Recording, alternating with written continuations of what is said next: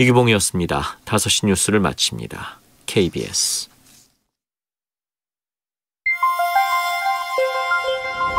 대한민국 중심 채널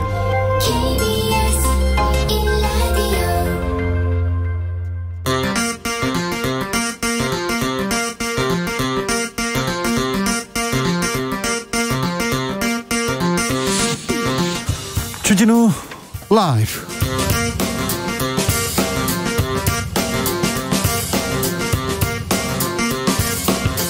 (2021년 10월 14일) 목요일입니다. 안녕하십니까, 주진우입니다. 국민의힘 경선 불꽃이 튀고 있습니다. 윤석열 후보는 정신머리를 안 바꾸면 당 해체해야 한다고 했는데요. 당 해체 발언에 홍준표, 유승민 후보 경로했습니다. 오만방자다, 뻔뻔하다, 그러면서 문재인 정권의 충견, 스파이까지 언급했습니다.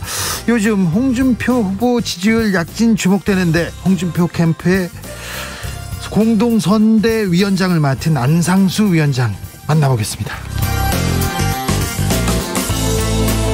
경선 결과를 받아들이겠습니다. 민주당은 단합해서 기필코 대선 승리를 향해 가야 합니다. 경선 승복을 선언한 이낙연 후보, 오늘 캠프 해단식을 가졌습니다. 동지에게 상처 주지 말자면서 지지자들에게 단합을 당부했는데요. 원팀이 되기 위해서 넘어야 할 산, 노영민 전 대통령 비서실장과 짚어봅니다. 그리고 이낙연 캠프 해단식 분위기는 김종민 의원과 이야기 나눠보겠습니다.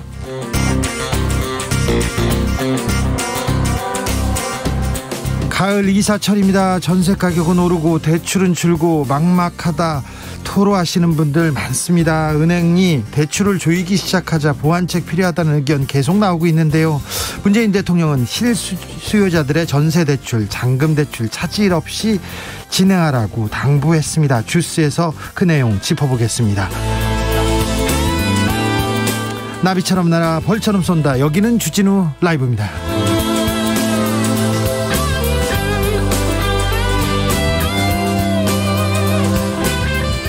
오늘도 자중자애, 겸손하고 진정성 있게 여러분과 함께 하겠습니다. 가을 날씨 오락가락합니다. 오늘은 좀 더우셨죠? 그런데 주말에는 한파특보, 엄청 춥다고 합니다. 그러니까 걱정이 됩니다. 전 세계적으로 날씨 참 들쑥날쑥한데요. 기후변화 몰고 온 환경 문제에 대해서 고민해보게 됩니다. 여러분은 집에서, 일상에서 환경보호를 위해서 어떤 생각, 어떤 행동을 하시는지 알려주십시오. 에코백 많이 쓰시죠?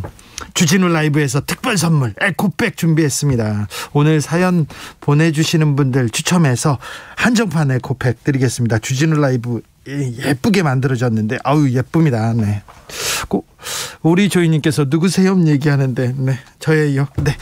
자, 어디로 보내면 되냐고요? 샵 9730, 짧은 문자 50원, 긴 문자는 100원입니다. 콩으로 보내시면 무료입니다. 그럼 주진우 라이브 시작하겠습니다.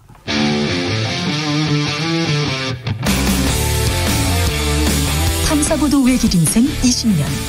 주 기자가 제일 싫어하는 것은?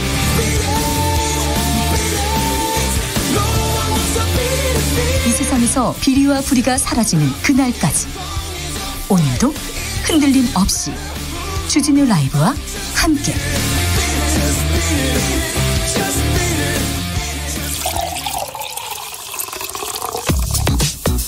진짜 중요한 뉴스만 쭉 뽑아냈습니다. 주 라이브가 뽑은 오늘의 뉴스 주스.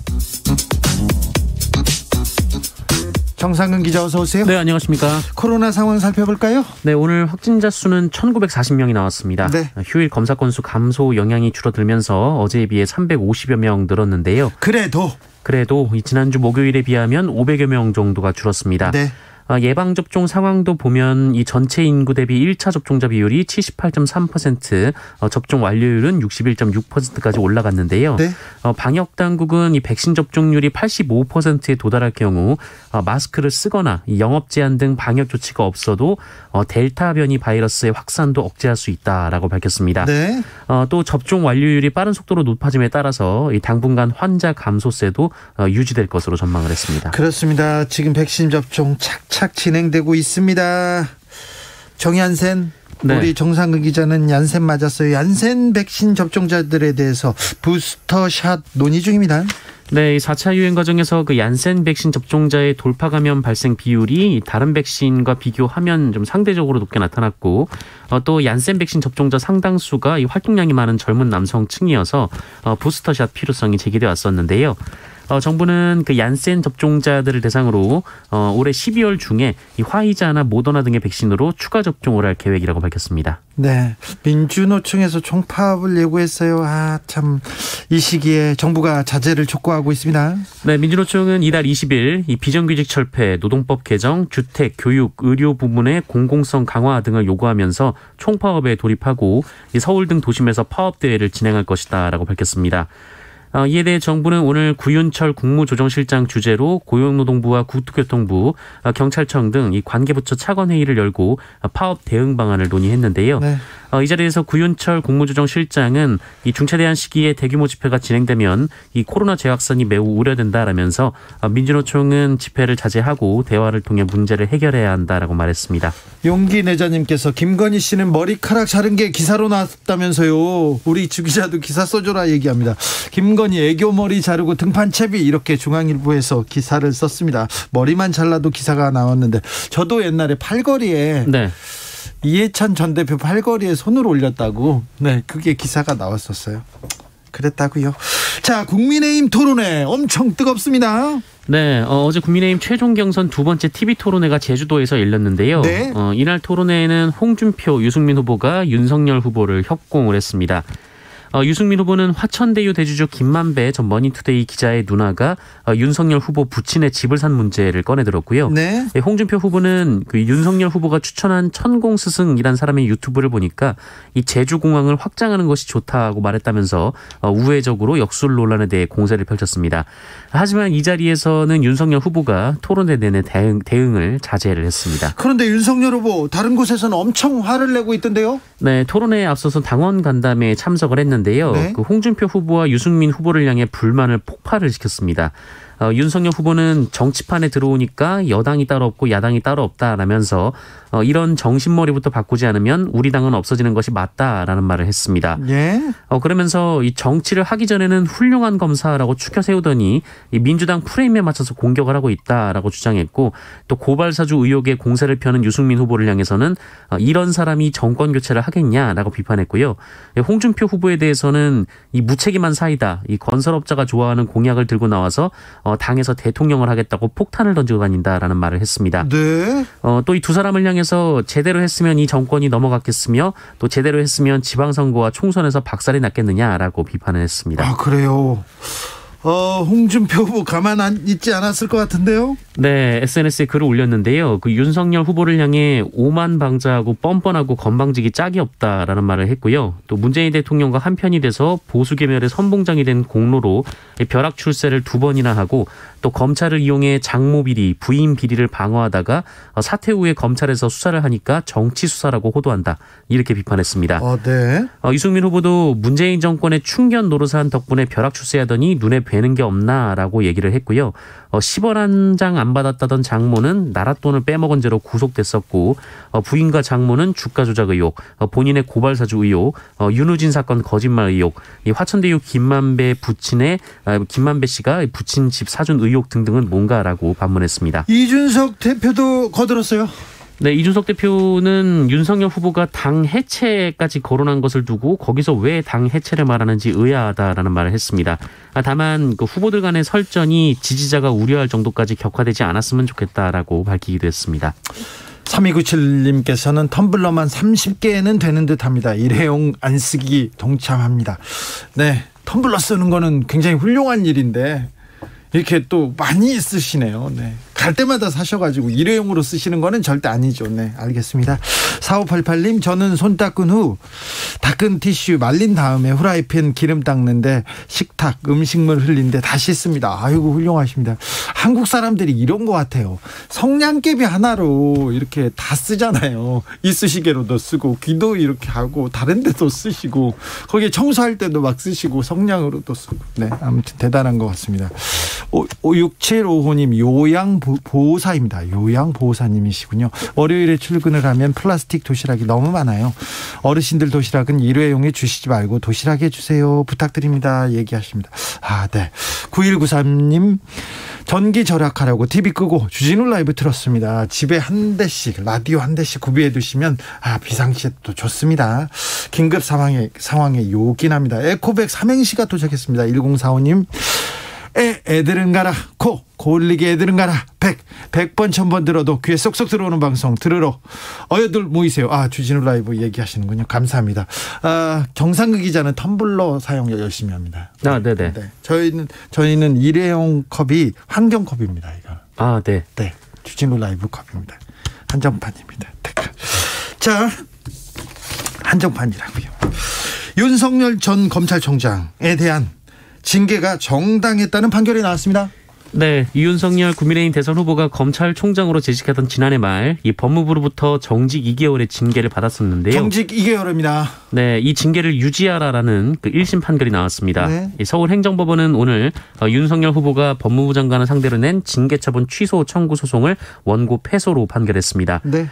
윤석열 당시 총장은 추미애 전 법무부 장관이 재직하던 지난해 12월 검찰총장 신분으로 법무부로부터 정직 2개월의 징계를 받았는데, 당시 법무부 검사징계위원회는 주요 사건 재판부 사찰 의혹, 채널A 사건 감찰 수사방해, 검사로서의 정치적 중립 훼손 등을 징계 사유로 꼽았었습니다. 예. 이에 윤석열 전 총장은 징계 사유가 사실과 다르고 징계 절차도 위법하고 부당하다라고 소송을 냈는데, 효력은 정지가 됐습니다만 이 본안 소송에서는 재판부가 징계가 정당하다라고 판결을 했습니다. 윤석열 후보 측은 항소한다는 입장입니다. 민주당으로 가볼까요? 이낙연 후보는 승복했는데 지지자들이 조금 받아들이지 못하고 있는 것 같아요. 네, 이낙연 전 민주당 대표의 지지자라는 분들이 오늘 민주당 경선 결과에 대한 효력 정지 가처분 신청을 서울 남부지법에 냈습니다. 일부입니다. 일부. 네, 이 대표 소송인 김진석 씨는 소송인단이 총 4만 6천여 명 규모라고 주장했고요. 이들은 이번 민주당 경선에서 투표권을 갖는 당원들과 일반 시민들로 구성됐다라고 밝혔습니다. 또 이와 별개로 5만여 명의 시민들이 지지를 했다 이렇게 주장을 했습니다. 주장입니다. 네, 김진석 씨는 민주당 경선은 민주주의를 훼손했다라면서 이 특별당규는 결선 투표를 장려하는 방향인데 원팀을 저해하고 분열을 야기하는 방향으로 결론이 났다라고 주장했습니다. 네, 지지자들은 지금 조금 분노하고 있는 것 같아요. 송영길 민주당 대표가 이낙연 후보 지지자 아주 일부를 비판하기도 했습니다. 네, 송영길 대표가 어제 YTN 인터뷰에서 이 대선 경선 결과를 놓고 빚어진 이 무효표 논란과 관련해서 일부 이낙연 전 대표 지지자들이 자신을 비판하는 데 대해서 거의 일배 수준으로 공격했다라며 언론개혁을 떠들던 개혁당원이라는 분들이 가짜 뉴스를 퍼뜨리는 것을 보고 스스로 반성해야 한다라고 주장했습니다. 알겠습니다. 일부가 일배 수준으로 공격했다. 그래서 이렇게 얘기했더니 또 이낙연 후보 측에서는 또 발끈하고 막 그런데요. 일부 지지자들의 격앙된 감정 싸움이 있나 봐요. 이낙연 후보 측도 이재명 후보 측도. 그런데 잘 정리될까요? 네, 항상 선거가 끝나면은 네. 지지자분들의 좀 감정을 추스르기가 좀 어려운 시간이 좀 필요했었습니다. 네. 대장동으로 가보겠습니다. 김만배 씨 구속영장 실질심사가 오늘 있었습니다. 네, 실질심사는 2시간 30여 분 만에 끝났는데요. 빨리 끝났네요. 네, 하지만 결론은 오늘 오후 늦게 날 것으로 예상이 되고 있습니다. 앞서 김만배 전 머니투데이 부국장은 구속영장 실질심사에 참석하면서 이재명 경기도지사와의 관계를 묻는 취재진의 질문에 이재명 지사는 관계가 없다라며 인터뷰를 위해 한 차례 만났을 뿐이다라고 답을 했습니다. 네. 또 구속영장에 적시된 횡령, 배임, 뇌물공여 등 3가지 혐의에 대해서는 사실이 아니다라고 부인했고요. 이 정영학 회계사가 검찰에 제출한 녹취록 내용 중에서 천화동인 1호 배당의 절반은 그분 것이라고 말한 것에 대해서는 그런 말을 한 기억도 없다라면서 천화동인 1호는 본인 것이다라고 말하기도 했습니다. 영장에 755억 원 뇌물이 이렇게 적시돼 있습니다. 아마 정치인과 더불어 전직 검사에 대한 로비, 이 부분에 대한 게 핵심이 될 수도 있는데요.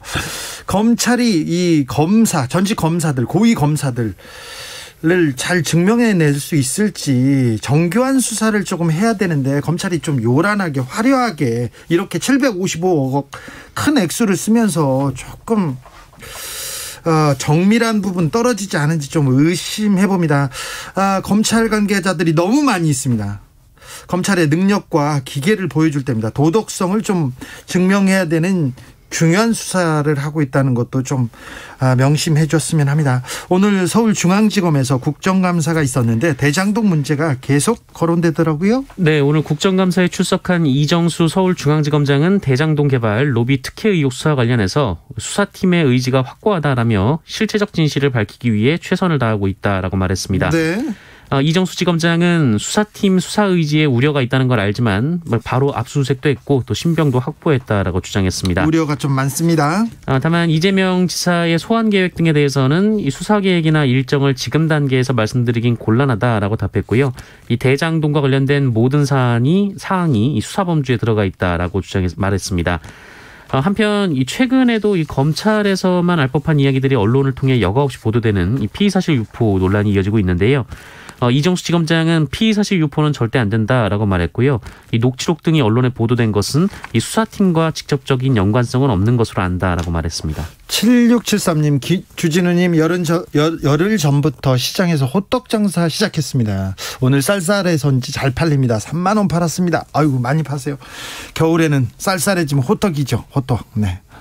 호빵입니까? 호떡입니까? 호떡입니다. 네, 호떡입니다. 저도요. 3012님께서는 환경을 위하는 마음으로 정말 쉬는 날에는 저는 절대 씻지 않습니다. 귀찮아서가 아닙니다. 환경을 지키기 위해서입니다. 3012님의 논리대로라면 김어준 씨가 환경을 위해서 엄청나게 노력하고 저는 환경을 위해서 못쓸 짓을 하는 사람인데요. 네, 알겠습니다. 잘 알아듣겠습니다. 사법농단 재판이 있었습니다. 네. 첫 대법원 판결이 나왔습니다. 첫 대법원의 판결은 무죄였습니다. 네. 이 사건은 유해용 전 대법원 수석재판연구관과 관련된 내용인데요. 유해용 판사입니다. 네, 유해용 판사는 대법원에 근무하던 지난 2016년 그 임종원 당시 법원행정처 차장과 공모해서 이 박근혜 대통령의 비선 의료진으로 알려진 이 병원장과 관련된 소송 내용을 문건으로 만들었고 이를 청와대에 전달한 혐의로 기소됐습니다. 그렇죠. 최순실 씨의 비선 의료진 김영재 씨 관련돼서 특허 소송 재판 내용을 빼다가 이렇게 알려준 거였습니다. 네, 또 이와 별도로 유해용 판사는 소송 당사자들의 개인정보가 포함된 보고서를 퇴임하면서 개인적으로 가지고 나갔고요. 예. 또 대법원에 재직하면서 취급한 사건을 변호사를 개업하면서 맡기도 했습니다. 도덕이 윤리가 물구나무 섰습니다. 하지만 모두 무죄가 나왔습니다. 이 법원은 증거가 부족하다라고 봤고요. 이 보고서를 개인적으로 들고 나간 것은 그 해당 문서가 공공기록물에 해당하지 않는다라고 봤습니다. 지금 사법농단 관련해서 계속 줄줄이 무죄 판결이 나오는 상황인데요. 네. 이 신광열, 조희연, 성창호 부장판사와 임성근 전 부장판사, 이태종 전 서울 서부지법원장 등 1, 2심에서 모두 무죄를 선고받고 대법원 판단을 기다리고 있고요. 네. 또 이민걸 전 법원행정처 기획조정실장과 이규진 전 대법원 양형위원회 상임위원만 1심에서 집행유예를 선고받고 2심 재판을 받고 있습니다. 네. 심지어 이 사법농단의 핵심 인물인 임종원 전 차장 그리고 양승태 전 대법원장, 고영한 박병대 전 대법관 사건은 아직 1심도 안 끝났습니다. 사법을 농단했습니다. 재판을 농단하고요. 희롱했습니다. 이게 죄가 아니면 뭐가 죄입니까? 절도나 강도 이 죄를 두둔하는 건 아니지만 이거보다 훨씬 큰 국가의 근간을 지금 해치는 범죄를 저질렀는데 판사님들 이 판사들 다 무죄를 주고 있습니다. 좀 안타깝습니다. 법이 뭔지 네, 안타깝습니다. 박사방 조주빈 징역 42년 확정됐네요. 네, 대법원 2부는 오늘 아동 청소년의 성보호에 관한 법률 위반, 이 범죄단체 조직 등의 혐의로 기소된 조주빈에게 징역 42년을 선고한 원심을 확정했습니다. 조주빈은 텔레그램 엠번방과 박사방 등에서 여성 아동과 청소년을 협박해서 성착취 영상물 등을 제작하고 영리 목적으로 이를 판매하고 퍼뜨린 혐의를 받았습니다. 그리고 박사방이라는 이 범죄 집단을 다른 조직원들과 함께 이 성착취물 제작 및 유포를 목적으로 조직한 혐의도 있습니다. 네.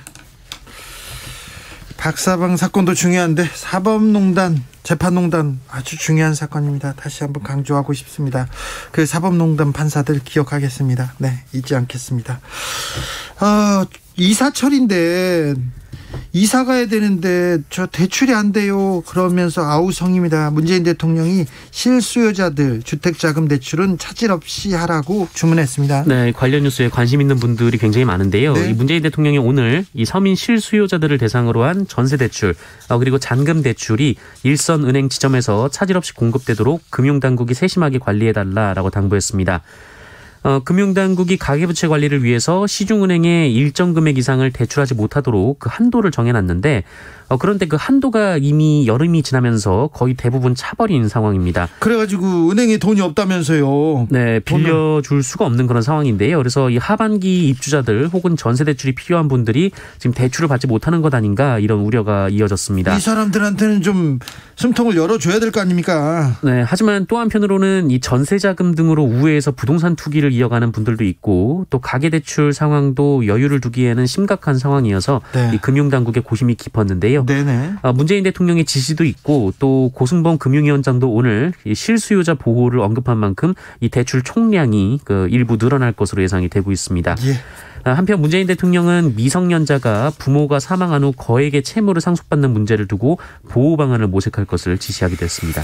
군이 급식 체계를 전면 개편하기로 했습니다. 네, 군 급식이 참 올해 탈도 많고 말도 많았는데 MZ세대 장병 선호가 반영돼서 맛과 질이 획기적으로 높아질 수 있게 이 종합대책을 군이 발표를 했습니다. 이거 잘하는 겁니다. 네, 일단 식재료는 그동안 수의계약으로 이루어졌는데 이 경쟁 체제로 바꾼다라고 하고요. 잘하는 겁니다. 네, 그리고 장병들의 선호가 반영된 그 메뉴를 중심적으로 개발한다고 합니다. 예. 그리고 지역산 그 농수산물을 우선적으로 구매하는 것을 추진하겠다라고 밝히기도 했습니다. 잘 먹여야죠. 벌 받으러 간 거 아니지 않습니까? 네, 잘 먹여야 됩니다. 9809님께서 코로나 방역을 핑계로 소상공인을 파탄에 이르게 하고 집값 폭등으로 서민 모두를 괴롭힌 죄가 더 커 보입니다. 사법이야 내 산과 동떨어져 있습니다. 네, 이 나라를 지키는 근간인데 그렇게 생각하시는 분이 계시는군요.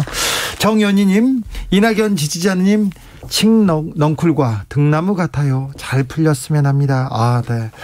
오늘 베스트 친환경 댓글 후보이십니다. 정연희님.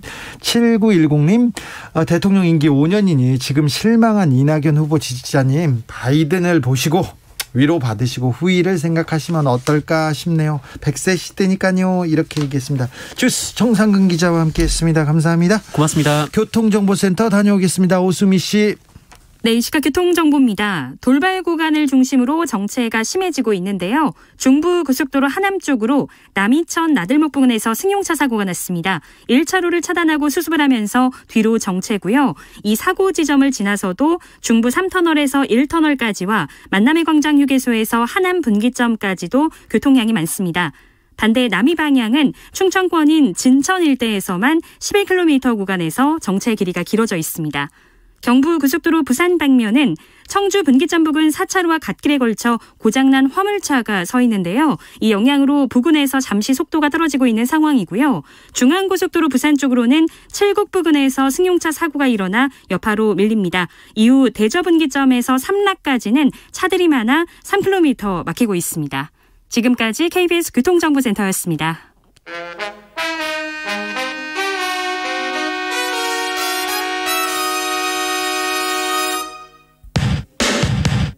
주진우 라이브 돌발 퀴즈. 오늘의 돌발 퀴즈는 객관식입니다. 문제를 잘 듣고 보기와 정답을 정확히 적어 보내주세요. 미국과 중국이 올해 안에 화상으로 첫 정상회담을 하기로 합의했습니다. 회담 준비를 위해 워킹그룹을 가동하고 있다고 중국 측이 밝혔는데요. 이 소식을 전한 중국 러이청 외교부 부부장은 미중 무역전쟁과 대만을 둘러싼 하나의 중국 원칙, 그리고 이것 출범에 대해서도 언급했습니다. 미국과 영국, 호주의 안보동맹으로 중국의 패권을 견제하기 위해 꾸려졌다는 비판이 나오고 있는 이것은 무엇일까요? 보기 드릴게요. 보기 1번 오커스, 2번 서커스. 다시 한번 들려드릴게요. 1번 오커스, 2번 서커스. 샵 9730, 짧은 문자 50원, 긴 문자는 100원입니다. 지금부터 정답 보내주시는 분들 중 추첨을 통해 햄버거 쿠폰 드리겠습니다. 그리고 햄버거 못 받아서 아쉬워하는 분들을 위해 다른 선물도 준비했어요. 주진우 라이브 채팅창 환경을 깨끗하게 맑게 만들어주는 친환경 선풀 달아주시면 추첨해서 에코백 드릴게요. 주진우 라이브 돌발 퀴즈, 내일 또 만나요.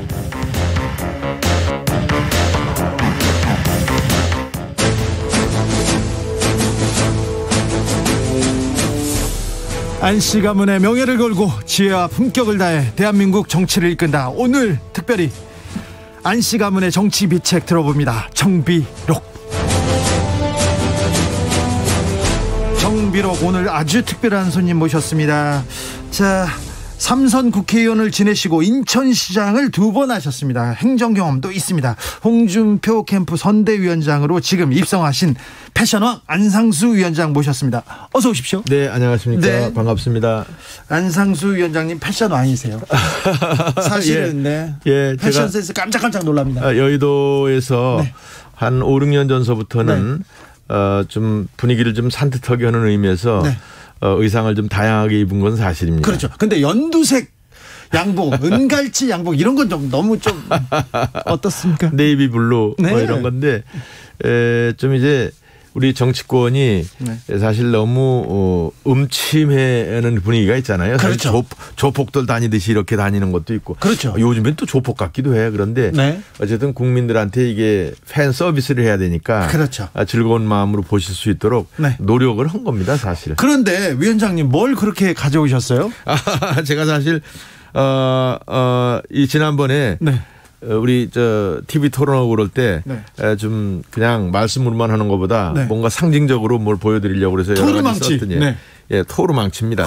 토르 만드셨어요? 아니 이거는 우리 시청자 국민이 보내주신 거예요. 원래는 요 작은 거를 사가지고 썼는데 필요할 때 이제 썼는데 나중에 시원하다고 이걸 보내주셔서 큰 걸로 이렇게 썼습니다만 당시에 이제 대장동 뭐 이재명 시장이 설계하고 뭐 이렇게 뭐 집행을 했다고 우리는 주장을 하는 건데 그러니까 국민들이 그 정말 부동산 자기 주택이 없어가지고 그 고통을 받고 문재인 정권 후에 2배씩이나 올라간 아파트 값에 대해서 고통 신음하고 있는데 시장이라는 사람들이 집단적으로 그냥 투기나 했다고 해서 그냥 국민들이 너무 비탄해하길래 이걸로 그냥 국민들이 가슴에 대못을 빼고 그다음에 이거로 그냥 싹 이것을 한 집단적으로 이걸 한 사람들 모두에게 철퇴를 내리겠다 했더니 그냥 시원하다고. 도로망치로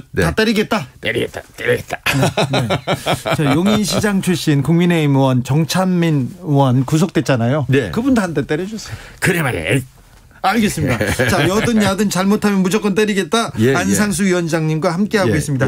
자, 대장동 얘기는 그 인천시장을 2번이나 지내셨기 때문에 개발 사업이 어떻게 돌아가는지 잘 아실 거예요. 그 부분은 잠시 후에 얘기하고 어제 KBS가 주관한 그 제주 KBS가 주관한 국민의힘 토론회가 있었습니다. 토론회 잠깐 듣고 가겠습니다.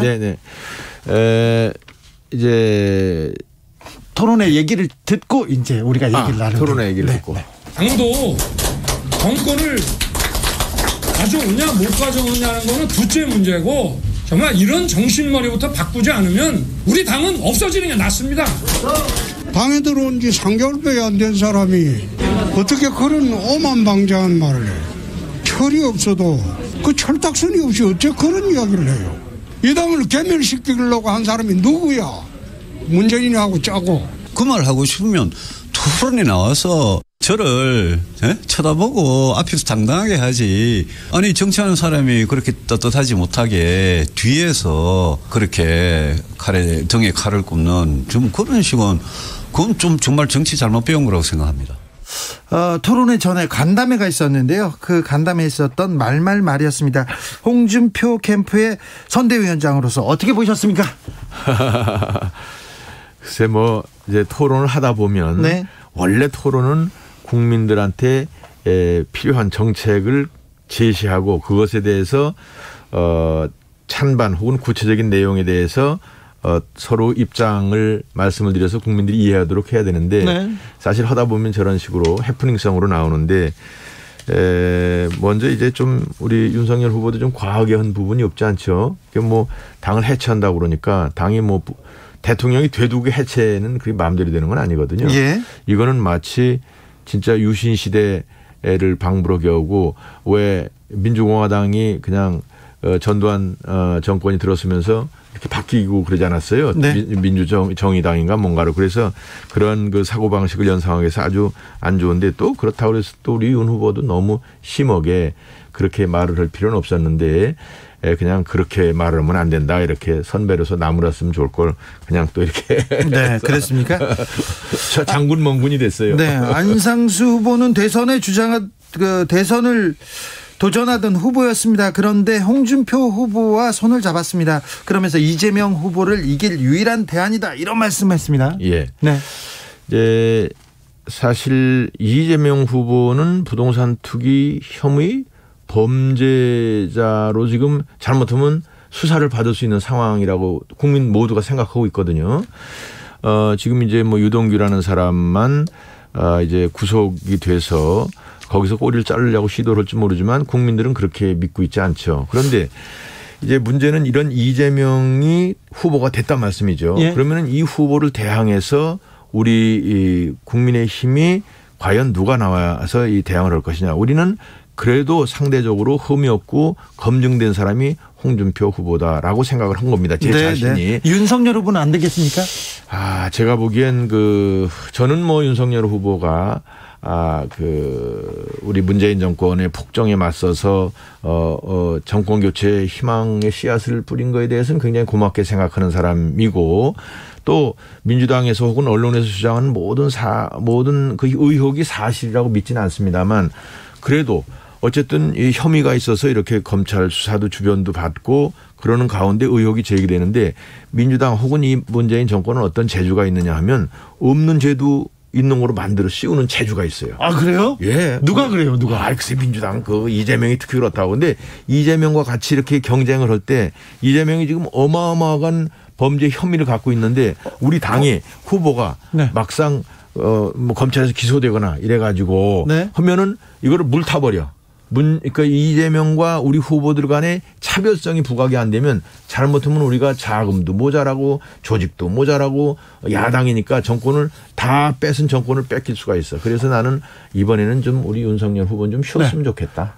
고발 사주 의혹 때문에 또 이게 좀 처벌받을 가능성이 있기 때문에 좀 이번에는 쉬어야 되겠다 그렇게 보시는 거죠? 저는 뭐 고발 사주는 결정적이라고 보지는 않습니다. 저 자신은 그게 큰 범죄라고 보는데 네? 국민들은 그것을 그렇게 심각하게 생각을 안 할 수가 있어요. 국민들은 뇌물이라든지 무슨 이런 부동산 투기에 연루됐다든지 이럴 때 이런 것에 범죄가 연루되면 그건 저놈 죽일 놈 이러는데 그게 무슨 소리인지 잘 몰라 국민들은. 그러면 그러니까 지금 안상수 위원장님께서는 대장동이 중요하지. 지금 고발 사주는 그렇죠. 그 정도 가지고는 비기질 않아. 근데 혹시 앞으로 있는 네. 여러 가지 지금 의혹들이 있는데 그 중에서 무슨 금융 비리라든지 혹은 하여간 권력을 이용해서 검찰총장 했으니까 혹은 가족들이 무슨 비리가 있든 이런 얘기가 들리는데 네. 이런 거로 연결되면은 그거는 이제 비기는 거야. 이재명이랑. 그래요. 그래서 흠이 없는 홍준표다. 5년 전에 검증이 됐죠. 네. 그런데 이재명 후보가 대장동에 관련됐을 것이다. 일단 유동규 씨가 문제가 있어서 구속이 됐죠. 그런데 유동규 씨야 문제가 있는데 아직 이재명 후보가 문제가 있는 건 아니지 않습니까? 그것은 우리 눈 가리고 아웅이라고 할 수도 있고 손바닥으로 하늘을 가리는 거예요. 이 성남시 그래서 굉장히 무슨 큰 못인지 아는데 저는 인천광역시장을 하지 않았어요. 예, 예. 이건 경기도와 같은 스테이터스고 이제 시흥이라는 성남이라는 데는 우리 종로구나 무슨 강남구 이런 데랑 비슷한 그 기초단체입니다. 네. 그러면은 유동규라는 사람이 도시개발공사의 사장 대우를 했어요. 사장 대행을 했어. 네. 그것도 이재명 시장이 성남시장 당시에 시킨 거거든요. 그래가지고 이 유동규가 그 대장동에 여러 가지 지금 그 소위 설계를 하는데 이것을 이재명이 시켰다라고 보는 건데 이재명 지금 후보가 본인이 시켰다고 첫째 자랑을 했어. 한 3주 전이죠. 이 사건이 터지자마자 본인이 나와가지고 내가 설계하고 이건 단군 이래의 최대의 작품이고 이걸 성공해서 내가 대통령 후보로 나간다고 그렇게 얘기도 했고 과거에 그 사업 설명회를 직접 이렇게 한 사진도 언론에도 나오고 그랬어요. 그러니까 본인이 다 했다고 그랬는데 지금 문제가 되니까 나는 그 사람이 5천 명 중에 하나고 잘 모르는 사람이고 네. 이런 식으로 얘기하는데 그렇게 말 가지고 되는 게 아니고 이게 4천억이나 되잖아요. 네. 1조라고도 하는데 우선 배당이 4천억이나 됐어. 그럼 4천억이 어디를 갔느냐 이거야. 네. 그런데 괜히 우리 측에 무슨 당에 있던 사람 뭐 로비한 자금 50억 가지고 그냥 그걸 다 비기려고 그런단 말이야. 네. 4천억 쓴 데는 아랑곳하지 않고. 네. 그런데 이것을 이제 본인이 한 푼도 안 받았다 그러는데 본인이 안 받았는지 그건 조사해봐야 하는 거고 또 나는 그 많은 돈 중에서 상당 부분이 미안하지만 정치권에도 들어왔다. 지금 판검사 출신들 변호사들한테만 돈 간 거 얘기하잖아요. 네. 정치권에도 들어와서 본인이 정치하는데 여러 가지 인기 관리하는 데도 쓰였을 것이다라고 보는데 그렇게 의심하는 사람이 많아. 합리적인 의심이에요. 그런데 문제는 지금 유동규가 배임이 됐단 말이에요. 네. 배임으로 기소가 공소장이 이렇게 나타나 있어요. 네. 그런데 그것을 관리감독할 이재명 시장이 나몰랐다고 그래서 그게 끝나지 않는다. 끝나는 것이 아니에요. 안상수 인천시장 시절에 밑에서 본부장이나 팀장이 뇌물로 구속된 적 없습니까? 저는 없어요. 안상수 인천시는 없었는데 서울에 이명박 시장이 때 양윤재 부시장이 구속됐었잖아요. 청계천 비리로. 그리고 파이시티 개발 때 오세훈 시장 때는 그 밑에 강철원 특보 서울시 전 정무조정시장이 뇌물 먹고 구속됐잖아요. 그때 그 책임을 시장이 지는 건 아니었지 않습니까? 나는 그때 일을 사실 정확하게 몰라서 말씀하시는 거에 대한 대답을 정확하게 드릴 수가 없는데 지금 이 건에 대해서는 본인이 이재명 시장이 나와서 자기가 설계했다고 얘기도 하고 또 뇌물을 설계한 게 아니죠. 배임을 설계한 게 아니죠. 아니지. 그거는 설계를 했는데 그것이 배임으로 나타났으니까. 네. 배임으로 나타났는데 본인이 설계했다고 그랬는데 이것을 애초에 도계공 성남 도계공 사장의 황 사장이라는 사람이 있었어요. 자, 이거는 디테일이니까 잠시 국감 중에 잠깐 나와서 전화를 받고 있는 안민석 의원한테 좀 물어볼까요? 예. 자, 안민석 의원 나와 계십니까? 네, 안민석 의원입니다. 여기 안상수 후보님 위원장님이십니다. 나와 계십니다. 인사하십시오. 네, 오랜만입니다. 네. 건강하시죠? 반갑습니다. 네. 아이고 우리 안 위원장님 그냥 내가 국회 그만둬서 못 봐서 그냥 눈에 진물이 났네. 눈에 진물이요? 네, 우리 안씨 중에 안씨 가문에 아주 그냥 영광인데 안민석 위원장님. 자, 안민석 의원님 민주당 원팀으로 잘 가고 있습니까? 걱정은 좀 되지만요. 결국에는 용광로 원팀이 되지 않겠습니까? 왜냐하면은 해야 하니까 할 수 있다라는 그런 말을 드리고 싶은데요. 네. 이번 선거는 굉장히 어려운 선거가 될 것 같아요. 무엇보다도 전통적인 민주당의 지지 기반이었던 2030이 좀 마음이 좀 떠나 있거든요. 이들의 마음을 다시 붙잡아 와야 되고 또 여성들의 이재명 지지도가 굉장히 낮아요. 그래서 이 문제를 어떻게 줄 것인가. 특히 지금 부동산 이 문제 등등 해서 이 쉽지 않은 이 상황인데 우리가 원팀이 되지 않으면은 대선 지는 거죠. 그래서 그런 절박한 마음들이 모아지면은 결국에는 원팀이 되어서 용광로 선대위가 만들어질 거라고 생각합니다. 안민석 의원님 부동산이 중요한 이슈가 될 것 같은데 대장동 문제는 이재명 후보에게 치명타가 되지 않을까요? 괜찮습니까? 그거는 지금 어느 누구도 단언하기 어렵다고 보고요. 과연 대장동 수사 결과가 어떻게 될지, 이 대장동 판도라 상자 속에 뭐가 있을지 누가 알겠습니까? 만약에 곽상도 의원을 중심으로 해서 과거 MB 박근혜 보수 정권 시절의 인사들이 몸통으로 드러난다고 그러면은 그것은 절대적으로 국민의힘에게 치명적인 그러한 선거에 영향을 미치는 결과가 될 것이고요. 어쨌거나 대장동에 대해서 이런저런 말들이 많으나 결론은 딱 하나지 않겠습니까? 돈 받은 사람이 범인인 거죠. 네.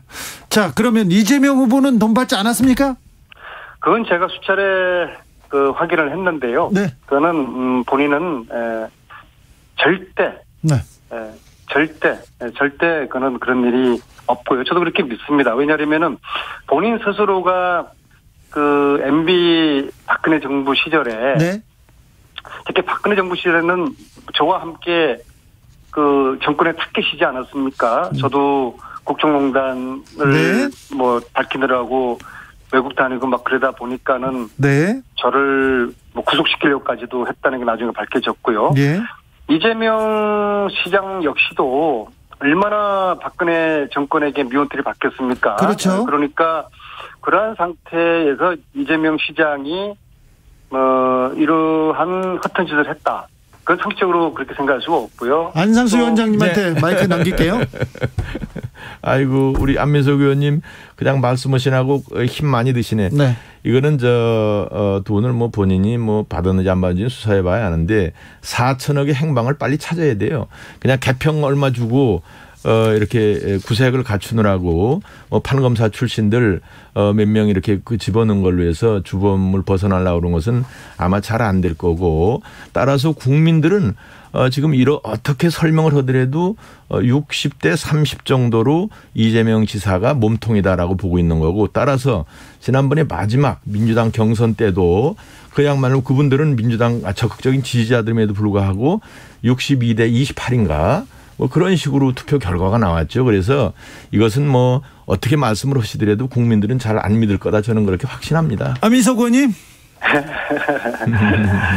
희망상을 말씀하시는데요. 이재명 후보가 몸통이라는 희망상을 말씀을 하셨고요. 저는 제가 볼 때 곽상도 의원의 역할을 굉장히 유심히 보고 있습니다. 특히 곽상도 의원은 평소 그분의 정치 행태로 봐서 아들이 50억 퇴직금 받았다는 것으로 물론 뭐 어마어마하게 과한 액수이지만은 법적으로는 하자가 없게 만들었을 겁니다. 그런데 이것만으로 국회의원직을 사퇴할 분은 아니거든요. 이것은 여야 국회의원들의 다들 의아해하는 겁니다. 뭐가 있지 않을까? 50억 말고 또 다른 뭐가 있기 때문에 곽상도 의원이 사퇴까지 하는 거 아닐까? 또 실질적으로 사퇴한 그 시점이 국정감사 앞두고 사퇴를 했어요. 수사도 받을 수가 없고 저희들이 의원직 사퇴 처리를 위한 그 국회를 소집해야 되는데 국정감사 때문에 할 수도 없어요. 한 달의 시간을 곽상도 의원은 번 것이 알겠습니다. 안상수 위원장님. 제 말씀이 결론은 곽상도 의원을 빨리 수사를 해야 되는데 이게 지금 이루어지지 않으니까 제가 좀 굉장히 답답합니다. 곽상도 의원이 주범이라고 하는 것은 그야말로 이것은 전혀 안상수 위원장님 50억 원 퇴직금은 조금 문제가 있죠. 물론이죠. 네. 곽상도 의원을 변호할 생각은 초에도 없고 다만 이제 우리 국민의힘의 경우에는 지난번에 윤희숙 의원도 그렇고 어느 정도 자기들이 잘못을 시인하면 바로 사퇴를 해버려요. 근데 민주당은 그냥 붙어가지고 아무도 사퇴도 안 해.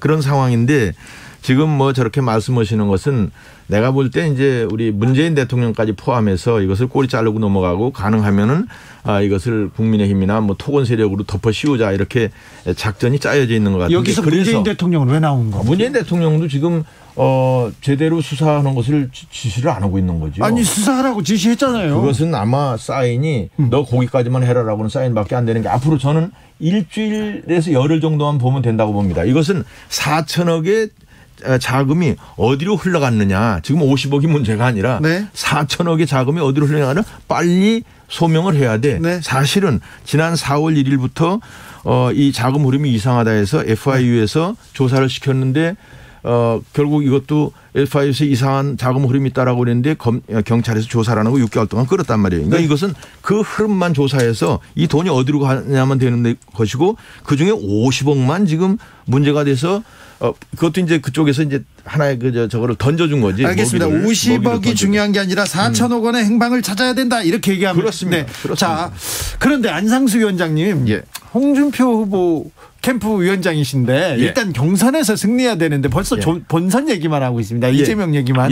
자, 홍준표 후보가 이깁니까?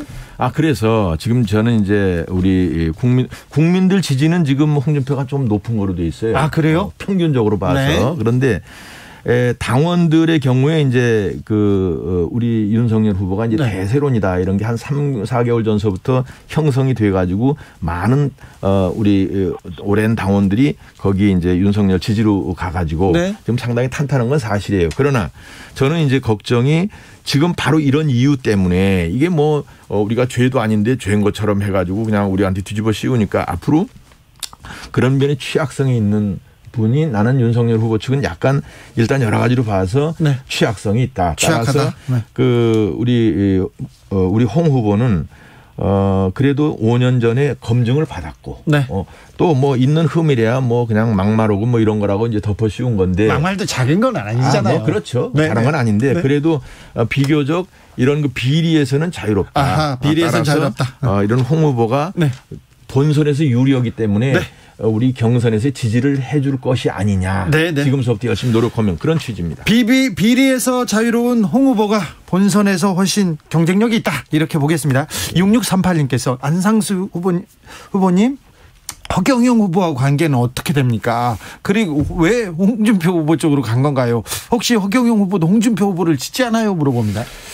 허경영 후보한테 홍준표 지지는 물어보진 않았고 네. 이제 허경영 씨도 여기 사무실이 여의도에 있어요. 네. 보니까 그래서 그 우리 아는 이제 캠프 사람들이 알아서 한번 만나볼 테냐 그래서 한번 보자 이렇게 됐는데 제가 만나기로 생각하기 전에 딱 파악을 해보니까 우리 정치권에서 특히 민주당 쪽에서 허경영 후보 쪽 그 공약을 많이 벤치마킹을 했더라고. 민주당이요? 그렇지. 이게 많이 퍼주는 공약들이 많거든. 현금 살포 뭐 이런 건데 허경영이 주로 그런 쪽이거든요. 그런데 일부는 허경영 있게 지금 실현되고 있는 것도 있어요. 그래서 뭐 정치인이 누구나 다 만나보는 거니까 네. 뭐 만나보자 해서 만난 것이고 크게 의미는 사실 없습니다. 뭐 정책 연합 그런 건 아니고. 에이, 그게 무슨 정책이에요.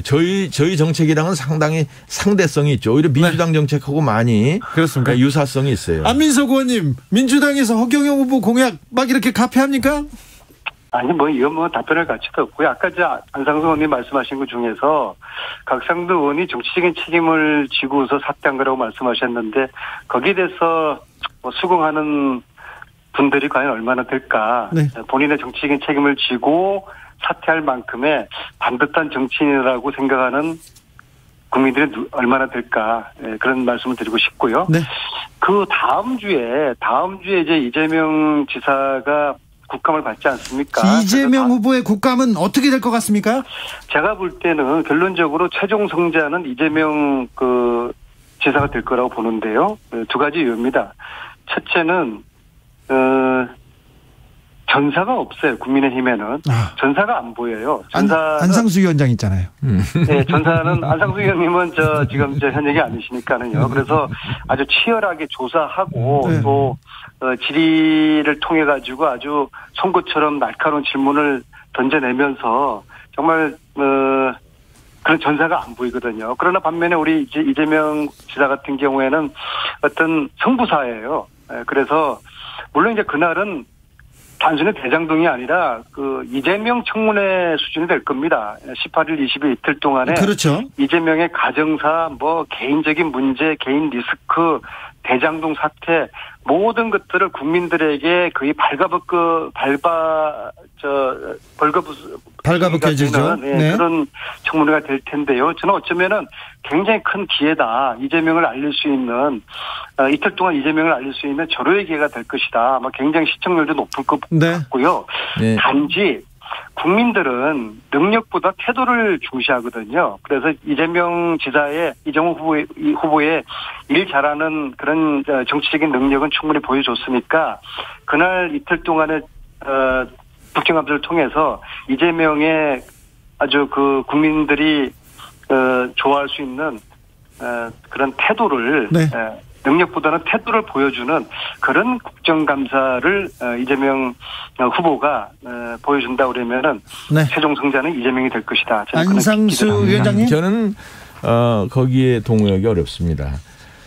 진실이 중요하죠. 진실이 중요하죠.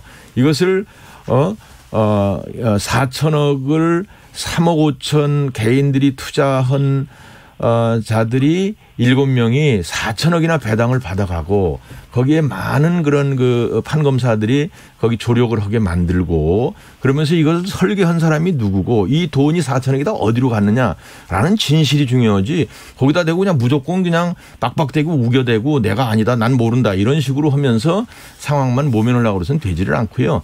어찌됐든 이것은 그래서 우리는 특검을 하자고 그러는 건데 특검을 지금 안 하고 있고 이 경찰이나 검찰이 이걸 어떻게 이거를 꼬리 자르고 마무리 짓는 수사를 하느냐에 대해서만 신경 쓰는 거 아니냐. 과거에 우리가 드루킹 사건 때도 그랬는데 그런 점을 국민들이 유심히 보고 있는 것이지 누가 말이나 잘하고 뭐 조금 이 상황을 어떻게 모면하고 뭐 스타일이나 잘하고 이거 가지고 되지 않는다고 봅니다. 그렇습니까? 진실이 중요하죠. 네, 진실이 중요합니다. 네, 제가 말씀드려도 될까요? 네.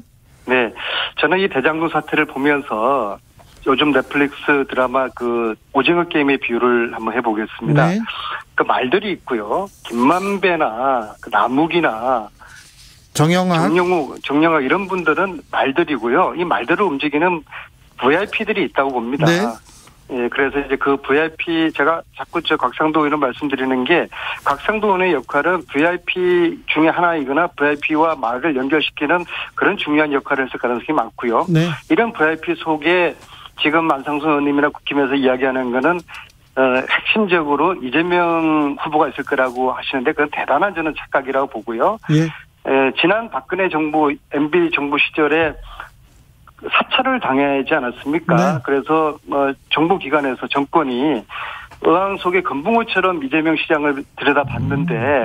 그런 상황에서 바보가 아니고서 누가 이런 그 비리에 관련된 행동을 했겠습니까? 안상수 위원장님. 아니 그래서 그것은 그러니까 4천억의 행방을 얘기를 하는 거예요. 4천억의 행방을 빨리. 내가 볼 때 나한테 시키면 이거 일주일이면 찾아. 그래요? 4천억의 행방이 중요하지. 얼른 찾아주세요. 그 말 이렇게 언어의 우유로 할 일이 아니라니까요. 알겠습니다. 천성현님께서 일단 드러난 진실은 곽상도의 50억입니다. 50억 말고 4천억을 찾자. 4천억을 찾으라는 거예요. 네, 4천억을. 안상수 위원장님 오늘 감사합니다. 안민석 의원님 감사합니다. 네, 감사합니다. 네, 감사합니다. 네. 감사합니다. 저희는 여기서 인사드리고 6시 2부에서 이어가겠습니다.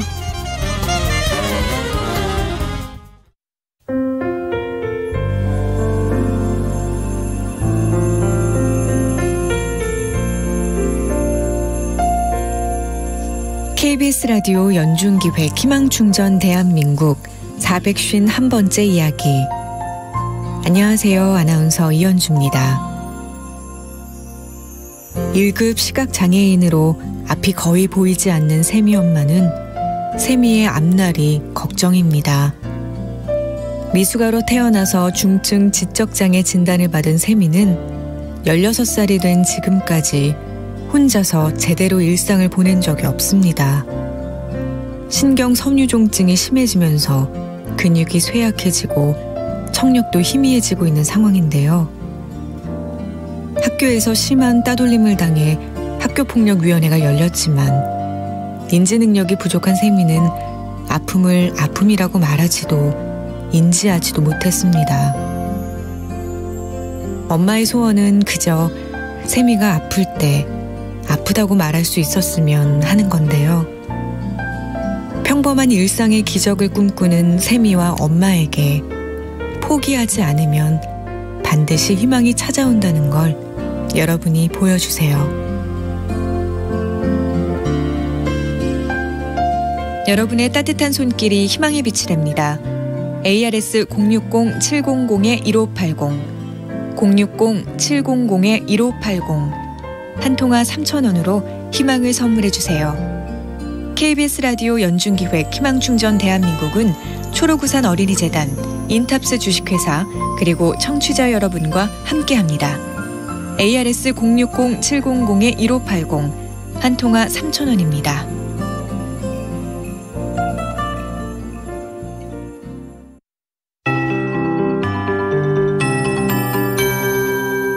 KBS 58분 날씨. 하늘이 차차 흐려지고 있습니다. 비구름이 다가오고 있어서인데요. 내일과 모레 사이에 충청 이남 지방을 중심으로 비가 내리겠고 이 비가 지난 뒤 일요일부터는 초겨울 추위가 찾아올 전망입니다. 내륙에는 올가을 첫 한파주의보가 내려질 전망이어서 추위에 대비를 잘 하셔야겠습니다. 비는 내일 오전에 강원 영동과 충청도, 전라도부터 내리기 시작해 오후에는 그밖에 남부지방으로 확대되겠고요. 수도권과 강원 영서에는 빗방울이 떨어지는 곳이 있겠습니다. 내일과 모레 사이에 강원 영동과 경북 동해안, 울릉도 독도에는 10에서 40mm, 강원 영서와 충청도, 그밖에 남부지방과 제주도에는 5에서 20mm 정도의 비가 오겠고 대부분 토요일 오전에 그치겠지만 동해안과 제주도는 오후까지 이어질 전망입니다. 내일 아침 기온은 서울과 대구 16도 등 전국이 14도에서 19도 분포로 오늘과 비슷하겠지만 낮 기온은 강릉 대전 20도, 광주 22도, 서울 23도, 부산과 제주 25도 등으로 오늘보다 1도에서 5도 정도 낮겠습니다. 모레 토요일부터 찬바람이 강하게 불면서 추워지겠고요. 일요일에는 서울의 아침 기온이 1도, 대구 3도, 철원은 영하 2도까지 떨어져 추워질 전망입니다. 현재 서울의 기온은 20.7도입니다. 송소진입니다.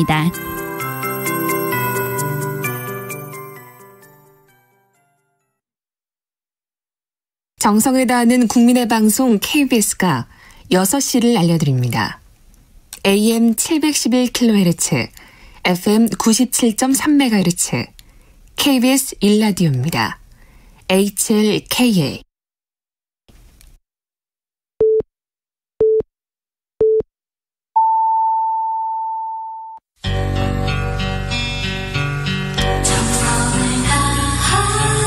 정성을 다하는 국민의 방송 KBS 주진우 라이브. 그냥 그렇다고요. 주진우 라이브 2부 시작했습니다. 지역에 따라 2부부터 들어오신 분들 계시죠? 지금 막 라디오 트신 분들 어서 오십시오. 잘 오셨습니다. 못 들은 1부는 방송 끝난 후에 유튜브에서 주진우 라이브 검색하시면 들으실 수 있습니다.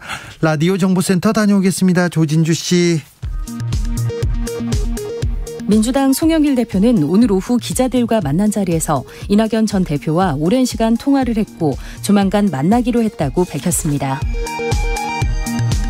국민의힘 윤석열 대선 경선 후보가 경쟁 후보들을 겨냥해 정신머리부터 바꾸라면서 당 해체를 언급한 발언을 두고 홍준표 후보는 오만방자하다, 유승민 후보는 굉장히 비겁하다고 비판했습니다. 최근 민주당 이재명 대선 후보 캠프에 합류한다는 관측이 나왔던 유시민 노무현재단 이사장이 오늘 퇴임 입장문을 내고 저는 글과 말로 세상과 관계를 맺고 사는 원래 자리로 돌아간다고 밝혔습니다. 추미애 전 법무부 장관은 윤석열 전 검찰총장에 대한 정직 2개월 징계가 정당하다고 판단한 법원 판결에 윤 전 총장은 국민께 석고대죄하고 후보직 사퇴 후 수사에 성실히 응하는 것이 마땅한 태도라고 밝혔습니다. 국민대 교수회가 김건희 씨의 논문 의혹과 관련해 외부의 입장을 표명하지 않기로 하자 동문 비상대책위원회는 오늘 입장문을 내고 꼼수를 부려가며 이를 회피한 것은 너무나 무책임하고 실망스럽다라고 밝혔습니다. 지금까지 라디오 정보센터 뉴스였습니다.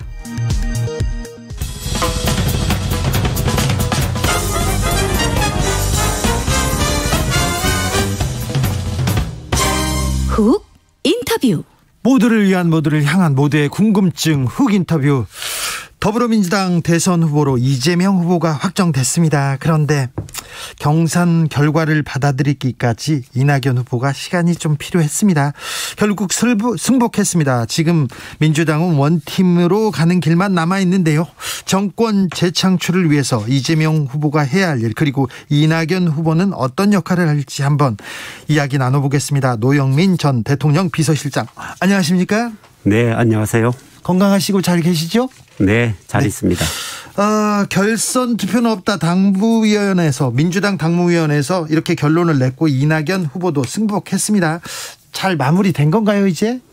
네, 잘 마무리된 거라고 봅니다. 네. 예, 먼저 사실 이낙연 후보께 위로의 말씀을 드리고 싶고요. 예. 캠프에도 저는 정말 많은 노력했다, 이렇게 좀 말씀드리고 싶습니다. 네. 최종 결과를 보면 네. 아마 캠프에서는 만족스럽지 않을지 모르지만 네. 대략 51대 40인데 네. 경선 시작할 때하고 비교해 보면 캠프의 노력이 얼마나 대단했는지 알 수 있습니다. 네, 나중에 많이 치고 올라왔어요. 예, 그 이낙연 후보 쪽에서는 이제 당원 당규의 문제점을 지적했는데요. 실제로 당원 당규에 불비한 점이 있었습니다.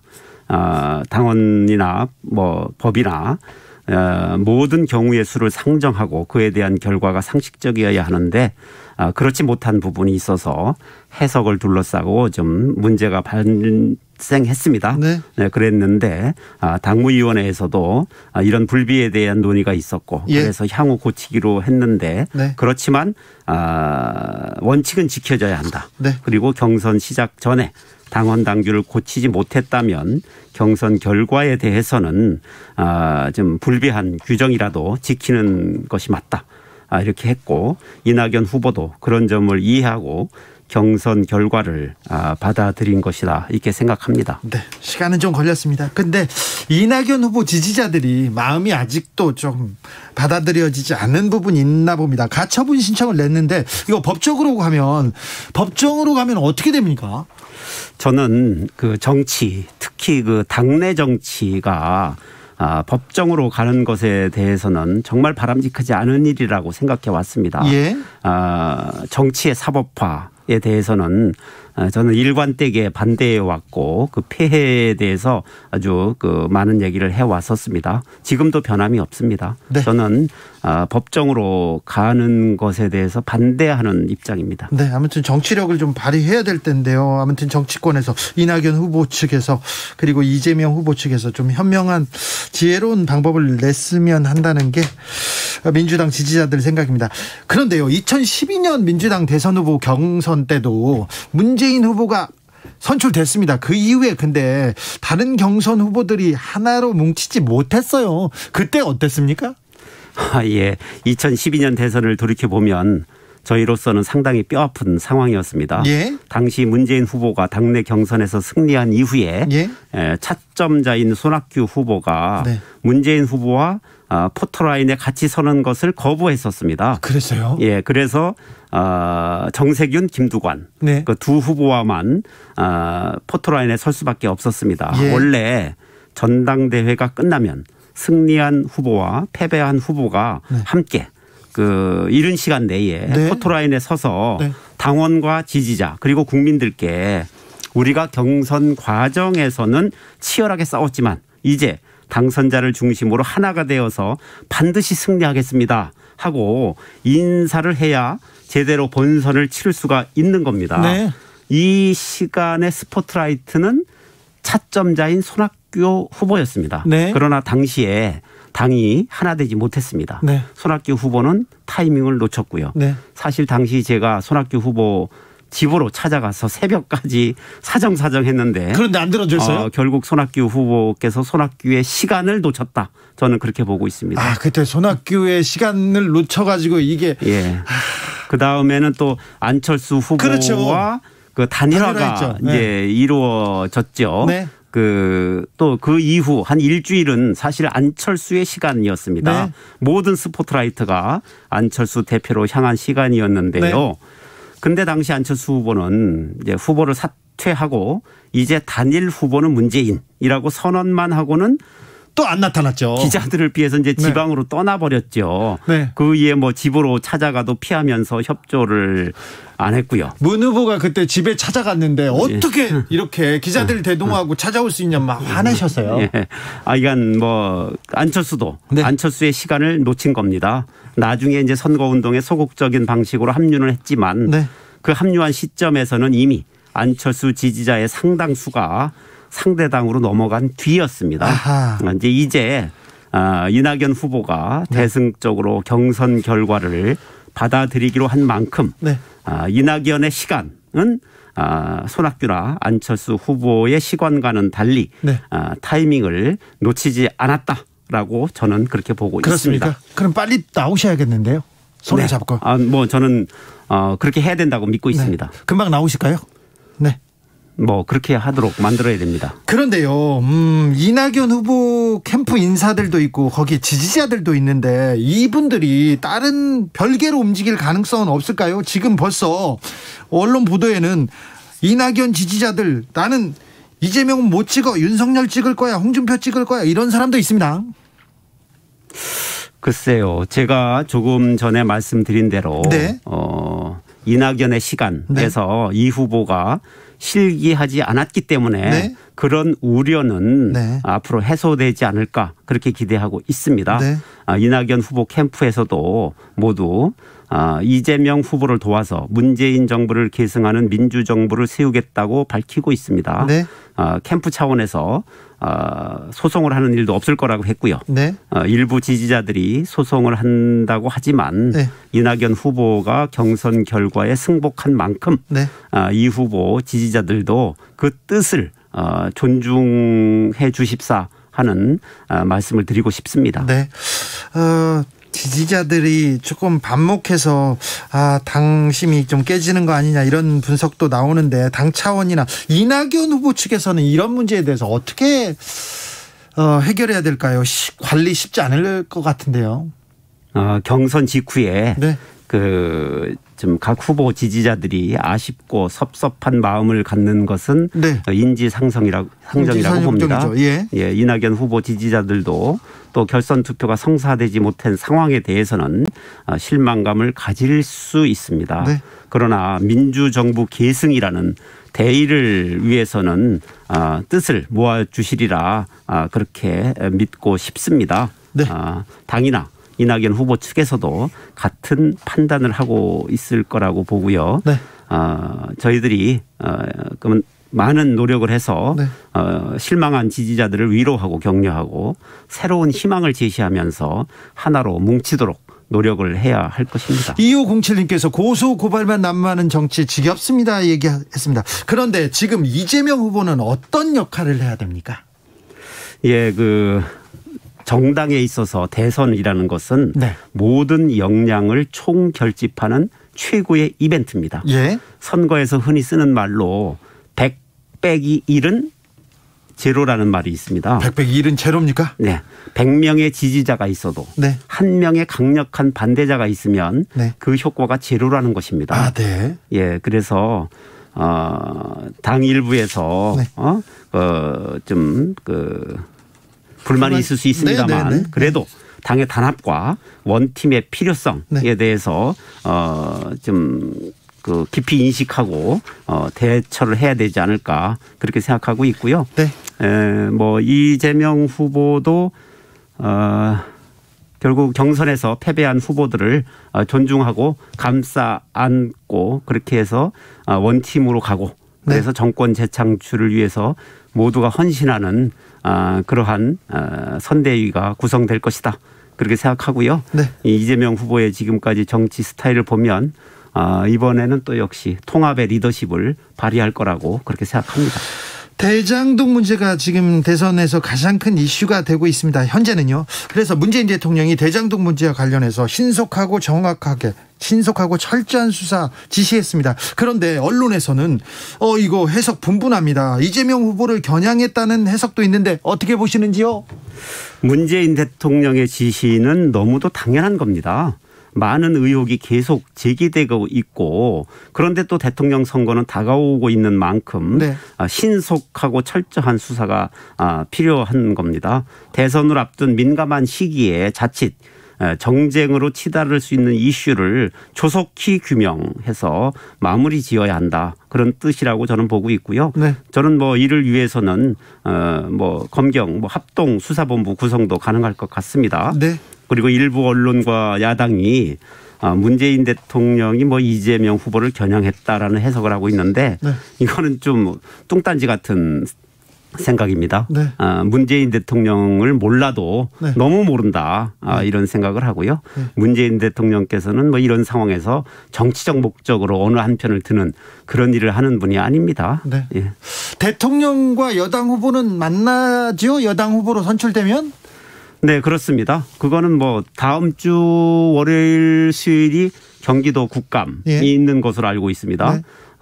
국감이 끝나면 곧바로 면담이 이루어질 것으로 예상하고요. 다음 주를 넘기지는 않을 것 같습니다. 그래요? 네. 두 명의 투샷을 보게 되는 거군요. 자, 이재명 후보가 대장동 문제로 집중 공세를 받고 있습니다. 본선에서 승리할 수 있다고 보십니까? 이재명 후보는 이제 저희 입장에서 전국의 당원들 그리고 국민 참여 경선에 참여한 국민들에 의해서 선택된 우리의 후보입니다. 네. 2012년 대선에서는 문재인 후보와 원팀의 이제 소극적인 경선 후보들이 있었고 네. 이제 그 결과가 결국 근소한 차이로 패배를 했습니다. 그리고 박근혜 대통령이 당선됐죠. 예. 그 이후 국정농단이 벌어졌고 나라는 엉망이 됐습니다. 네. 전두환 노태우 정권 때처럼 청와대가 나서서 기업들에게 돈을 받고 이상한 재단을 만들고 별별 일이 다 벌어지지 않았습니까? 네. 또 언론은 뭐 숨도 쉬지 못할 정도로 탄압을 당했고 기자들도 또 줄줄이 해고되지 않았습니까? 국민들께서 이런 일을 저지른 정당에서 대통령이 탄생하는 것을 저는 용납하지 않을 것이다. 아직은 아니다. 이게 생각을 하고요. 아직은 아니다. 네, 특히 야당의 유력 후보들을 보면 더욱 그렇다라고 봅니다. 지난 2017년 대선에서는 이제 문재인 후보가 선출됐고 당시 다른 경선 후보들 모두가 힘을 합해서 원팀이 됐습니다. 그래서 승리했습니다. 네. 이번에는 이낙연 후보도 지난 대선처럼 원팀이 되겠다고 했고 다른 경선 후보들도 동참하기로 했기 때문에 네. 이재명 후보를 중심으로 단결할 것이고 더욱 강해질 것이다. 이렇게 생각을 합니다. 그래서 김대중, 노무현, 문재인 정권을 잇는 제4기 민주정부가 수립될 것이라고 저는 확신하고 있습니다. 오윤재님께서 정권 재창출이 반드시 필요한 것인가 하는 생각을 하게 됩니다. 여야 불문하고 후보답고 대통령의 자질을 더 갖고 있는 후보에게 투표하는 것이 맞다고 생각합니다. 누구나 갖고 있는 사상과 철학을 바탕으로 국가를 위한 투표가 절실합니다. 이렇게 합니다. 사상과 철학. 우리 지도자들한테 사상과 철학을 볼 수 있어야 되는데. 지금까지 말씀 잘 들었습니다. 노영민 전 대통령 비서실장이었습니다. 감사합니다. 네, 감사합니다. 정치 피로, 사건 사고로 인한 피로, 고달픈 일상에서 오는 피로. 오늘 시사하셨습니까? 경험해보세요. 들은 날과 안 들은 날의 차이. 여러분의 피로를 날려줄 저녁 한 끼 시사 추진우 라이브. 이번에는 이낙연 캠프 쪽 이야기 들어보겠습니다. 지지자들을 위로하고 민주당의 원팀 정신을 강조하면서 이낙연 후보가 떠났습니다. 일시적으로 경쟁할 수는 있으나 다시 하나의 강물이 돼야 한다. 강물은 기어이 바다로 간다. 길이 끝나야 새 길이 열린다. 이렇게 얘기하고 떠났는데요. 이낙연 캠프의 김종민 의원 모셨습니다. 그동안 고생하셨습니다. 예, 안녕하세요. 네. 김종민입니다. 네. 얼마나 고생하셨는지요? 네. 제가 많이 고생한 건 아니고. 네. 예, 우리 이낙연 후보 그리고 전 오래전부터 함께했던 그 의원들 특히 이제 되게 공격을 많이 받았어요. 이낙연 후보나 이낙연 후보를 지지했던 분들이. 네. 그래서 마음고생이 많았을 텐데. 네. 저는 좀 늦게 합류하셨죠? 합류를 해서. 네. 가보니까 정말로 마음에 상처들이 많더라고요. 네. 사실은 제가 합류하게 된 이유 중에 하나인데, 네.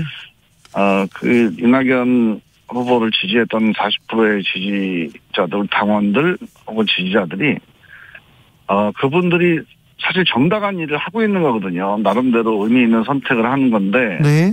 이낙연 후보나 아니면 그 지지자들에게 가해졌던 여러 가지 어떤 비난 혹은 공격 이런 것들이 상처를 많이 주고 이분들이 민주당을 잘못하면 떠날 수도 있겠다. 저는 그런 위기감이 좀 들었었거든요. 네. 그래서 그분들과 함께 해야겠다 이런 생각이 들었었는데 네. 지금 이제 경선이 끝났는데 네. 뭐 경선 결과는 결과고 네.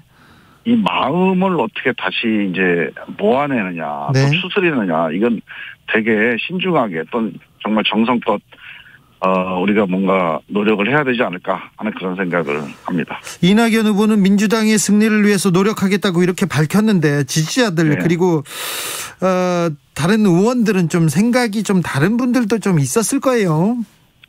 당연히 뭐 이제 어제부터 시작해서 네.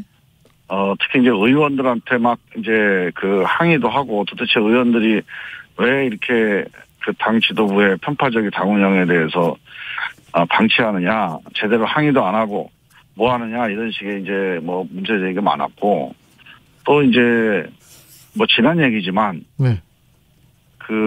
경선 조항 문제가 경선에서 당규 문제가 제기됐을 때 네.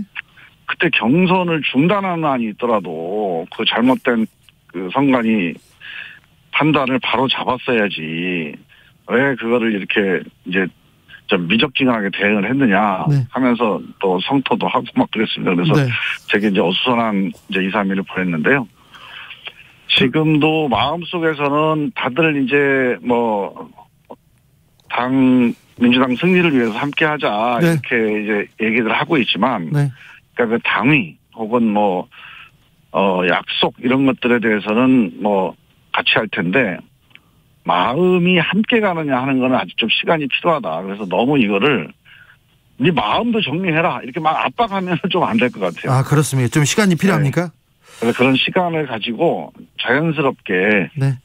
예, 마음이 모아지는 이런 과정들이 좀 있어야 되지 않을까 하는 생각이 듭니다. 이재명 지지자와 이낙연 지지자들 사이에 감정 싸움이 좀 깊었나 보네요. 예, 좀 있었다고 봐요. 지난번 네. 뭐 경선 때마다 이제 이런 일이 있죠, 예. 당연히. 네. 근데 이번 경선은 조금 심했던 것 같아요. 네. 예전에는 이제 그 이른바 트위터라든가 페이스북 이런 이제 소셜 미디어를 통해서 네. 아주 사적으로 이렇게 어떤 서로 간의 공방들이 이루어지잖아요. 네. 근데 이번에 이제 유튜브가 많이 생기면서 네. 그러니까 유튜브가 일종의 약간 준 언론이잖아요, 이게. 네. 그러니까 기존에 있는 이제 그 공중파나 신문들 네. 이런 언론들이 포탈을 통해서 표현되고 이 포탈 뉴스와 유튜브 뉴스 이 두 가지가 이제 전체적인 언론의 기능을 하고 있는 건데 네. 그 유튜브를 통해서 이루어졌던 여러 가지 이제 뭐 공방이라든가 서로 간의 논쟁 혹은 공격 뭐 이런 것들이 이제 서로에게 상처가 될 수도 있고 또는 뭔가 좀 도가 좀 지나쳤다. 이런 느낌이 좀 들어요. 그리고 이제 그런 것들이 좀 지난 경선에 비해서는 상처를 좀 깊이 파이게 만든 것 같아요. 좀 심각한 것 같아요. 네. 특별히 네. 유튜브에서 비롯된 그 감정 싸움 너무 컸던 네. 것 같습니다. 3726님께서 대포 한잔 하시면서 잘 푸세요 얘기하시고요. 자스민님께서는 이낙연이 졌는데 왜 조국 책은 불태우는 겁니까? 이렇게 물어봅니다. 그러니까 이제 이런 것들이 네. 여러 가지 형태로 네. 이제 뭔가 뭐 서로에 대한 뭐 쌓인 게 좀 있잖아요. 네. 그 쌓인 것들을 표출하는 그런 과정이라고 보는데 네. 저는 이거를 뭐 그냥 딱 뭐 같이 해라 또는 뭐 마음 접어라 뭐 이렇게 약간 압박하는 이런 분위기가 안 됐으면 좋겠고요. 네. 뭔가 서로의 마음들을 공감하고 이해하고 하는 이런 시간이 좀 이런 필요하다. 과정들을 거쳐서 네. 만들어지는 게 좋다. 왜냐하면 이게 이제 의원들, 뭐 네. 이낙연 후보 본인 네. 또는 뭐 참여했던 의원들은 이게 이제 공적인 지위에 있잖아요. 네. 그러니까 공적인 책임이 있는 거고 또 공적인 약속이 있는 거예요. 예. 그래서 거기에 대해서 나름대로 공적인 행동과 판단을 할 수 있는데 네. 일반 지지자들이나 당원들은 네. 뭐 당원만 해도 같은 당이니까 우리 당을 위해서 함께하자 이럴 수도 있지만 당원이 아닌 또 지지자분들은 사실은 이런 과정에서 각자 자기가 갖고 있었던 확신들, 신념들 혹은 어떤 감정선들 이런 것들을 하루아침에 포기하거나 아니면 하루아침에 내려놓는 게 이게 쉬운 일은 아니거든요. 네. 이런 부분들은 마음의 문제인데 마음은 야 이게 맞다. 이게 규칙이다. 일로 가라. 이렇게 해서 마음이 정리되는 건 아니거든요. 네. 그런 과정들을 이 마음을 뭔가 모아야 된다. 마음. 이 점에 대해서 우리가 시간. 주목하고 네. 예, 그런 대처를 좀 해야 되지 않을까 싶습니다. 상처를 빨리 회복하고 같이 뛰어야 될 텐데 민주당 진정한 원팀은 가능할까요? 저는 민주당을 지지하는 분들, 네. 이낙연 후보를 지지하거나 이재명 후보를 지지하거나 지지하는 분들 대부분은 가치지향적인 분들이에요. 네. 그러니까 어떤 가치를 위해서 내가 이낙연이라고 하는 사람도 뭐 지지하거나 찬성하지만 그 속에 담겨있는 어떤 가치가 있습니다. 네네. 이재명 후보도 마찬가지고요. 네. 그래서 이 가치지향적인 분들이기 때문에 우리가 자기가 지지했던 후보에 대한 지지 이상의 네. 더 큰 가치가 뭐가 있는지 네. 여기에 대해서 우리가 서로 확인을 하면 네. 또 이제 힘을 모아낼 수 있겠다. 저는 이런 생각이 듭니다. 3013님께서 승자가 패자를 보듬을 때 진정한 화합이 되겠죠 얘기합니다. 양성근님은 정치적 의사표현이 세련되어지는 좀 문화가 정착되었으면 좋겠습니다 얘기합니다. 손학규 안철수 후보 얘기를 하시면서 아까 노영민 전 실장께서 이낙연의 이 시간을 놓치지 않길 바란다 이렇게 얘기했습니다. 이 시간이 이렇게 침묵이 길어지면 또 이 화합에 좀 악영향을 미치지 않을까 걱정하는 사람들도 많습니다. 네. 그렇죠? 근데 그거는 뭐 오늘 해단식을 하면서 네. 또 이낙연 후보가 뭐 기본적으로 좀 상황에 대한 말씀을 하셨고 네. 또 어제 기본적인 입장을 아주 자세하게 네. 뭐 이걸 두루뭉실하게 얘기한 게 아니고 네. 분명하게 말씀하셨기 때문에 네. 뭐 그런 문제는 없을 거라고 보고요. 아까 제가 말씀드렸듯이 이거는 뭐 이낙연 후보가 어떻게 하느냐, 의원들이 어떻게 하느냐 하는 문제는 별로 큰 저는 이제 쟁점이나 갈등 요소는 없을 거라고 봐요. 문제는 이제 이 지지자들의 마음을 이제 뭔가 모아내 나가는 과정이 우리가 너무 이제 좀 서툴거나 아니면 거칠게 되면서 또 갈등이 일어나고 또 어떤 조그마한 전선들이 생기고 이런 것들이 좀 걱정될 수 있는 건데 네. 그러지 않도록 하는 게 좀 필요할 것 같아요. 권혁진 님이 마음의 상처가 크셨겠네요. 내 편 아니면 다 틀리다. 이런 아집은 버려야 합니다. 얘기하십니다. 네, 맞습니다. 예. 3871님께서 그런데 서른 의원 구속 발언은 사과해야지요. 모두 수고 많았어요. 얘기하는데 좀 그렇죠? 이게 이제 경선 과정에서 보면 네. 뭐 약간 이제 좀 무리한 발언도 나오고 네. 서로 이제 상처를 주는 발언도 많이 나오는데 네. 일단 좀 다 털고 가야 되고요. 네. 아마 새로운 이 강물을 건넜잖아요. 네. 강물을 건넜으면 또 그 이전에 있던 뗏목은 일단 놔두고 새로운 이제 우리가 길을 가야 되니까. 네. 그때 있었던 여러 가지 쟁점들 또는 서로 갈등의 어떤 소지들 이런 것들은 네. 다시 그걸 끌고 이거 사과해라 마라 이런 논쟁을 같이 하는 건 좋지 않을 것 같고. 네네네. 서로 각자가 다 그런 마음들을 품고 네. 정리하고 가는 게 좋지 않을까 싶어요. 네. 아무튼 어느 측이든 극단주의자들, 극단적인 발언을 하는 사람들은 좀 자제하셔야 됩니다. 그죠? 네. 지금 우리 민주주의가 지금 이게 단순히 우리 당 경선의 문제만이 아니고요. 예. 그러니까 민주주의라는 게 결국 주권자들 간의 어떤 의사결정이죠. 주권자들이 이제 의사결정을 하는데 이분들이 다들 우리 민주당에서 뭐 누구를 지지했던 사람인데 다 민주당의 주인들이에요. 예. 근데 이 주인들끼리 이렇게 너무 싸우면 안 되거든요. 그렇죠. 선거라는 경쟁을 통해서 불가피하게 어떤 경쟁할 수 있지만 이렇게 극단적으로 싸워서 같이 못할 정도로 저기는 수박이다, 저기는 뭐 일배다 이런 식으로 싸우면 절대 안 됩니다. 그럽니다. 그럼 이런 서로 간에 같이 할 수 있던 대전제 위에서 항상 논쟁도 해야 되고 또 싸움도 해야 된다. 네. 그런 점을 다시 한번 우리가 이번에 좀 확인하고 그렇게 좀 수습을 했으면 좋겠다 이런 생각입니다. 말씀 잘 들었습니다. 김정민 더불어민주당 의원이었습니다. 감사합니다. 예. 교통정보센터 다녀오겠습니다. 오수미 씨. 네, 이 시각 교통정보입니다. 주요 노선 고속도로에서 퇴근길 정체 긴 구간에서 이어지고 있습니다. 먼저 영동고속도로 인천 가는 길 양지 일대부터 밀리기 시작해 마성터널과 신갈 분기점 부근에서 각각 주춤하고요. 다시 동수원에서 부곡, 군자에서 도로 종점까지 지나는데 시간이 오래 걸리고 있습니다. 서해안고속도로 서울 쪽 송악부터 서해대교까지 답답하고 서평택에서 용담터널까지도 정체거리가 길어져 있습니다. 그리고 광명역에서 금천까지도 밀리고요. 경부고속도로 서울 쪽으로는 영남권에서는 금호분기점에서만 정체입니다. 경기권으로 진입해서는 안성에서 남사, 동탄에서 수원, 죽전에서 판교까지 느리게 이동을 하고 서울 시구간에서는 양재에서 반포 사이로 6km 정체입니다. 지금까지 KBS 교통정보센터였습니다. 뉴스를 향한 진지한 고민, 기자들의 수다.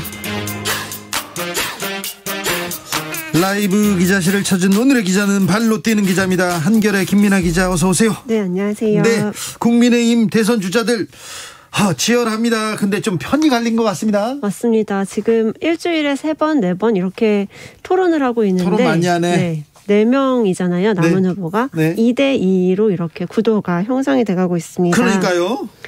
먼저 윤석열 전 검찰총장과 홍준표 의원 이 두 사람이 이제 맞붙고 있는 상황인데 이 두 사람의 그 한 명씩 이렇게 편을 먹은 거죠. 어떻게 그렇죠. 보면 유승민 전 의원이 홍준표 의원과 손을 잡은 모양새고 네. 원희룡 전 제주지사는 윤석열 총장 칭찬을 그렇게 많이 합니다. 윤석열 후보가 계속 원희룡만 이렇게 칭찬하더라고요. 맞습니다. 그 원희룡 지사가 지금 그 원희룡 후보는 지금 홍준표 네. 후보를 집중 공격하고 맞습니다. 대장동 1타 강사라는 유튜브 그 컨텐츠를 계속 만들고 있는데 윤석열 총장이 그거 역시 잘 봤다. 뭐 법조인 넘어서 뭐 행정가로서의 그런 역할도 너무 잘하신 것 같다. 이렇게 축켜 올려 세웠고 네. 또 홍준표 의원한테는 뭐 터무니없는 그 공약을 내놓는 거 아니냐 이렇게 원희룡 지사가 앞서서 홍준표 후보를 하면서 공격하고 네. 오히려 윤석열 후보는 공격은 조금 덜하고 네. 칭찬을 해주고 약간 이런 구도가 형성이 되고 있습니다. 네. 근데 이렇게 편을 갈라 싸운다 이 구도가 네. 어떤 영향을 미칠까요?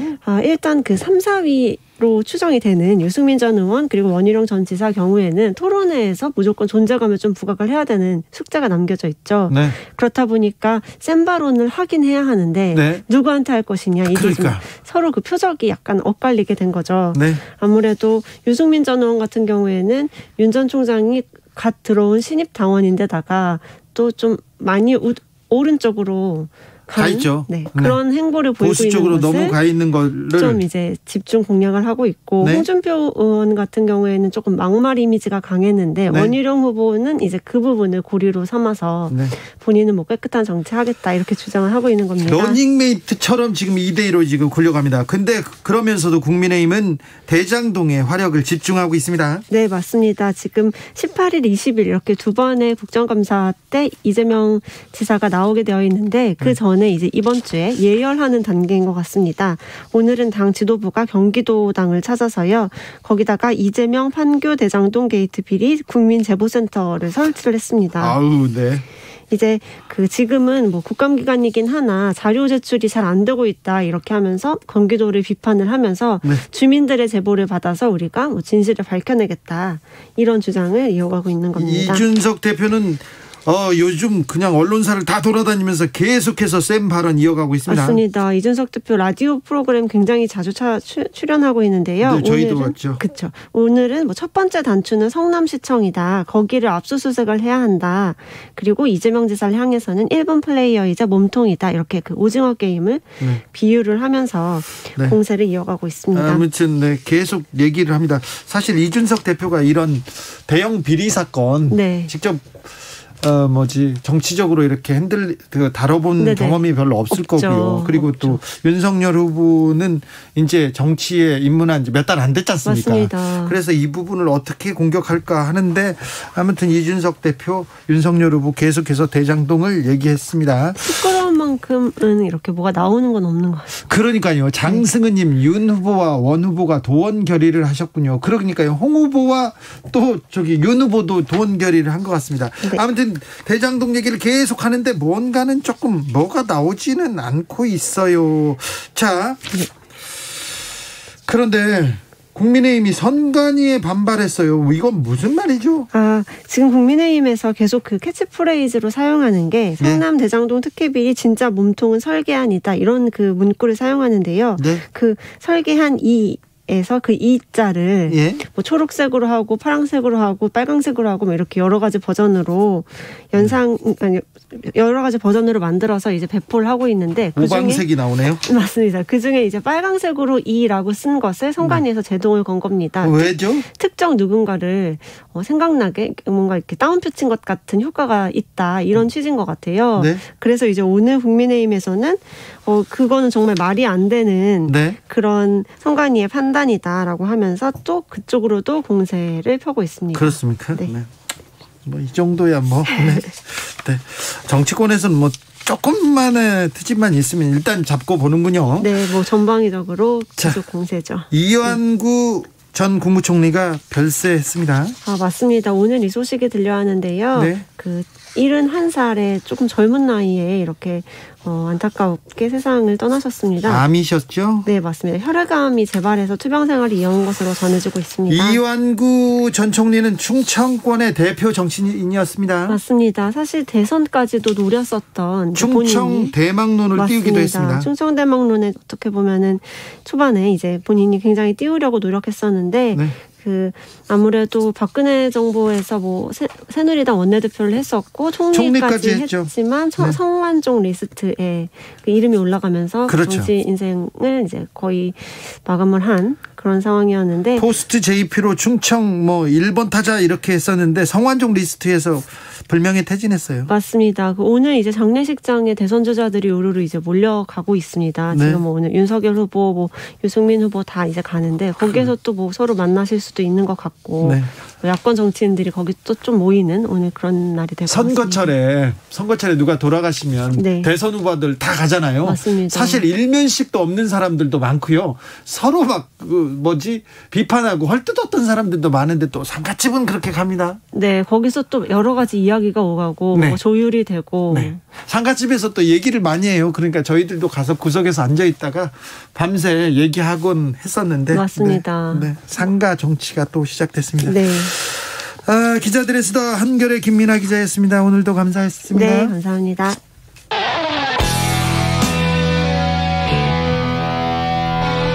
스치기만 해도 똑똑해진다. 드라이브 스루 시사 주진우 라이브.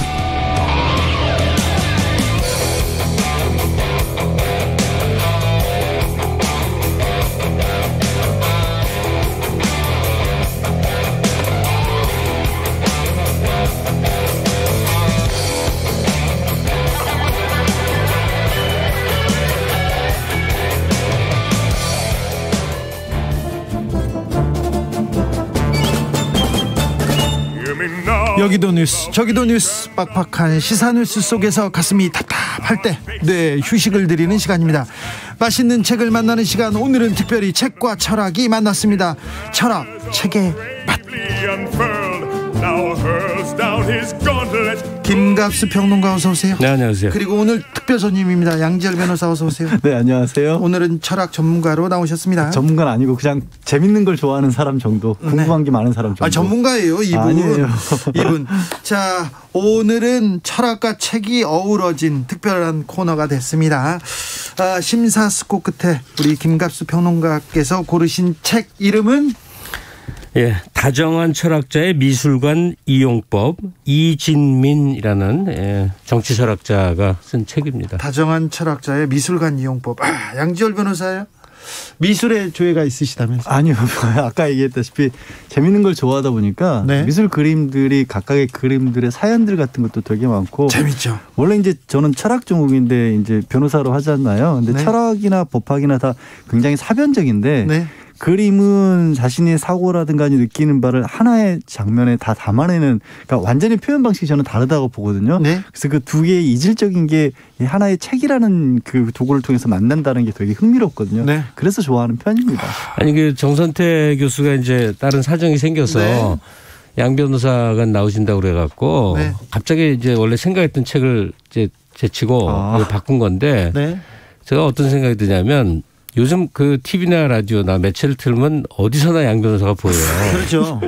이게 대선 국면에서 그래요. 수도꼭지 변호사입니다. 네. 근데 혼자 제가 생각해 보는 게 저도 경험한 적이 있는데 그 사람이 어떤 분야에 활동을 하잖아요. 그럼 그것만 하는 줄 알아요. 근데 한 사람의 무엇이 되기 위해서 사실은 수많은 모색과 방황과 이런저런 이 과정들이 있는 것이고 어쩌면 이 사람은 전혀 다른 영역에 있을 수도 있는 사람이었거든요. 양지열 변호사는 그림 좋아해서. 근데 양변이 일단 학부 전공이 철학이었다는 걸 제가 몰랐었는데 깜짝 놀랐고. 저희 철학의 맛이라고 철학 얘기를 같이 합니다. 그리고 또 미술 관련 법과 결합된 책도 쓰고 이게 의미하는 바가 뭐냐면 지금 그 날선 그 시사 공방, 정치 공방 한가운데만 사람이 존재하는 게 아닌 거거든요. 좀 확장을 하자면 대선 국면에서 모두가 지금 뭐 정신이 없어요. 정치 뉴스만 따라가느라고. 근데 삶의 본자리는 그보다 크고 넓은 것이고 계속되는 거거든요. 그러니까 이 오늘 소개해드린 책 같은 걸로 한번 폭을 넓혀봤으면 좋겠다. 그렇습니다. 싶어요. 이지은님께서 요새 양지열 변호사님의 그림 읽는 변호사 책 읽고 있는데 반갑습니다. 얘기했습니다. 네. 책도 쓰셨어요. 그림 많은 위안을 줍니다. 제가 박근혜 정부 들어오고 도망갔을 때 미술관에서 시간을 보내면서 저를 이렇게 다 잡는데 그 그림이 저한테 위안을 줬습니다. 그 미술관 골목 이렇게 회랑을 돌면서 그 그림자가 저한테 많은 위안을 줬거든요. 자, 책 속으로 들어가 볼까요? 자, 철학과 미술 사이에는 어떤 공통점이 있나요? 김갑수 선생님? 그거는 이제 그냥 이렇게 추려서 얘기하면 되는 거고. 네. 제가 이 책을 소개한 이유로 오늘 참 장황하게 얘기하는데 하나 좀 더 얘기하고 싶은데. 하세요? 언제부턴가 이제 경제 경영서나 자기개발서에서요. 어마어마한 그 철학사의 중요한 존재들을 막 원용을 막 합니다. 근데 그런 저술가들을 이렇게 좀 폄하하고 싶지는 않으나 너무 쉽게 활용이 되는 거예요. 예. 해결하면 정반학 뭐 세 글자로 너무 쉽게 말하잖아요. 이게 뭐냐면 비전공자가 몇 개의 그 자기 이제 얘기를 서술하기 위한 용도로서 뭐 니체를 활용하고 해결을 하고 막 이렇게 되다 보니까 막 정말 뒤죽박죽인 경우가 많아서요. 네. 간혹은 정통적인 연구자, 전문 연구자의 식견이 중요합니다. 그러니까 이진민 이분은 이제 브랜다이스에서 정치철학 전공하신 아주 정통적인 사람이어서 우리가 알만한 것도 모르는 것도 많이 나오는데 미술 작품을 보면서 거기서 우리 철학적 명제를 하나씩 떠올리고 그걸 얘기로 일상 언어로 풀어간 겁니다. 전문서가 아니고. 그랬을 때 이분의 철학자로서의 전문성 같은 게 굉장히 소중해요. 네. 여기 이 테마 하나하나 뭐 이따 기회 되면 제가 제목이라도 읽어드리겠는데 그게 하나는 철학적 상식, 철학사의 상식이기도 하고 또 미술적 지식이기도 하지만 또 다르게 그게 확장된 거는 우리 삶에 생각해 볼 거리의 어떤 집약 같은 거거든요. 이분이 처음 보는 저자인데 굉장히 글솜씨가 있네요. 네. 아주 수월하게 읽혀요. 어려운 내용들이. 저는 제가 사실 그림을 읽는다라는 표현을 쓴 게 뭐냐면 말씀드린 것처럼 철학자라면 하나의 소재가 던져졌을 때 뭐 논문이라도 하나 쓸만한 내용들을 화가들은 자신이 생각하는 걸 정말 한 폭에 담아내잖아요. 근데 그게 또 재밌는 게 그걸 또 풀어내기 위해서는 사람마다 그걸 그 한 장의 그림을 보면서도 또 여러 가지 논문들이 나오는 거예요. 이 작가 같은 경우에는 자신이 철학적 배경을 가지고 있기 때문에 말씀하신 것처럼 사실 이성을 중시하는 철학자들이 별로 감성적인 표현 같은 거에 좀 낯설어하는 경우도 많은데 이 책은 그렇지가 않아요. 보면 정말 우리 일상생활에서 유머로 쓰일 수 있는 그런 단어들까지 섞어가면서 아주 쉽게 풀어내는데 또 한편으로 저는 그런 생각을 해요. 그렇게 읽으면서 독자들은 책에 읽힘을 당하는 게 아니라 자신도 거기에 대해서 이 그림에 대해서 나는 어떤 식으로 생각할까 이걸 또 같이 생각할 수 있어야 되거든요. 네. 그런 의미에서 그림을 다룬 책이라는 게 특별히 의미가 있는 것 같아요. 가끔 이렇게 화가들을 이렇게 만나볼 기회가 있잖아요. 그래서 밥 먹으면서 물어봐요. 진짜 이 작품의 의도는 무엇이었습니까? 평론가들이 이만큼 써놨는데 나는 그런 거 아니었어 이렇게 얘기할 때 이우환 선생께서 천진난만하게 그런 거 아니었는데 얘기할 때 정말 전 놀라기도 했었는데 네. 그림이 주는 철학의 힘. 자. 그래서 책 속으로 좀 들어가 보겠습니다. 네. 일단 뭐 챕터별로 쭉 있는데 저는 첫 번째 챕터 한번 소개해 드릴게요. 예? 제목이 천지창조를 바라보는 발칙한 시선. 네. 이게 뭐냐면 우리 그냥 미술사 그 교과서 같은 데 배운 거예요. 네. 미켈란젤로 시스티나 성당 이 꼭대 저 천정에 있는 손가락 기억하시죠? 그 손가락. 바로 그 손가락. 네, 마주칠락 말락. 네, 그 이제 배경 얘기가 나오는데 이 이진민 교수가 이제 유학 시절에 기숙사에서 하는데 천지창조의 부분화 두 손가락이 마주치는 부분만 딱 커트해서 이렇게 사진으로 만들어 놓는 그림이 너무 좋더래요. 네. 그래서 그걸 가져왔어. 예. 그래서 이제 결혼하니까 기숙사 동료들이 이 말 저 말을 하는 거예요. 네. 왜냐하면 그 마주친 손가락이 부분하기 때문에 하나는 인간이고 하나는 신이에요. 예. 그러니까 사실은 의미를 찾아가면 신이 인간을 창조한 거죠. 아담의 창조죠. 그 부분, 네. 아담이 나오는 거죠. 네. 그 부분을 이제 그 그림의 이 여러 가지 느낌들을 설명해 나가다가 언뜻 근데 그러면 이 신이 정말 인간을 만들었다는 게 맞는 말이야? 신은 인간이 창조한 두뇌의 상상의 산물 아니야? 이 생각은 수천 년 된 생각이거든요. 근데 그 얘기를 가장 적나라하기도 하고 강렬하게 한 게 누굴까 떠올린 게 바로 니체입니다. 네, 니체로 넘어갑니다. 네, 우리 신은 죽었다 교과서에서도 배우지 않습니까? 네. 그러니까 천지창조에 인간을 창조하는 신의 그 부분화 손가락이 맞닿는 그림을 보면서 니체가 말한 신에 대한 언급. 특히 한국 사회는 이 기독교적인 영향이 굉장히 강해진 사회예요. 최근 몇십 년 동안에. 네. 그 속에서 인간이 누구에게가 끝없이 복종하고 숭배하고 뭐 그러면서 온갖 문제가 생기는 그 속에서 신이 뭔지를 이 100년 전에 니체는 아주 근원적으로 생각을 했죠. 좀 길어진다. 아니요. 말씀하세요. 네, 하나만 더 얘기할게요. 그러니까 이민진 교수가 이 책 안에서 이제 니체의 담론을 뭐 여러 가지 펼쳐놓는데 저는 굉장히 흥미로웠던 게 그거예요. 인간은 도덕률에 의해서 살지 않습니까? 네. 그게 이제 자연 상태 인간하고 다른 문명화된 인간이고 그게 신의 존재가 그 역할을 했다는 거예요. 네. 근데 니체 설명에 의하면 이 도덕률이 두 가지가 있대요. 주인의 도덕률이 있고 노예의 도덕률이 있대요. 네. 그러면 그게 어떻게 다르나 주인의 도덕률은 어떤 사물이 있을 때 그게 좋거나 싫은 거예요. 네. 좋거나 싫은 거. 네. 좋거나 나쁜 거라고 원래 원어는 표현되는데 좋거나 싫은 거의 의미예요. 그럼 노예의 도덕은 뭐냐. 선이나 악으로 구분되는 거예요. 이거 잘 생각해 보세요.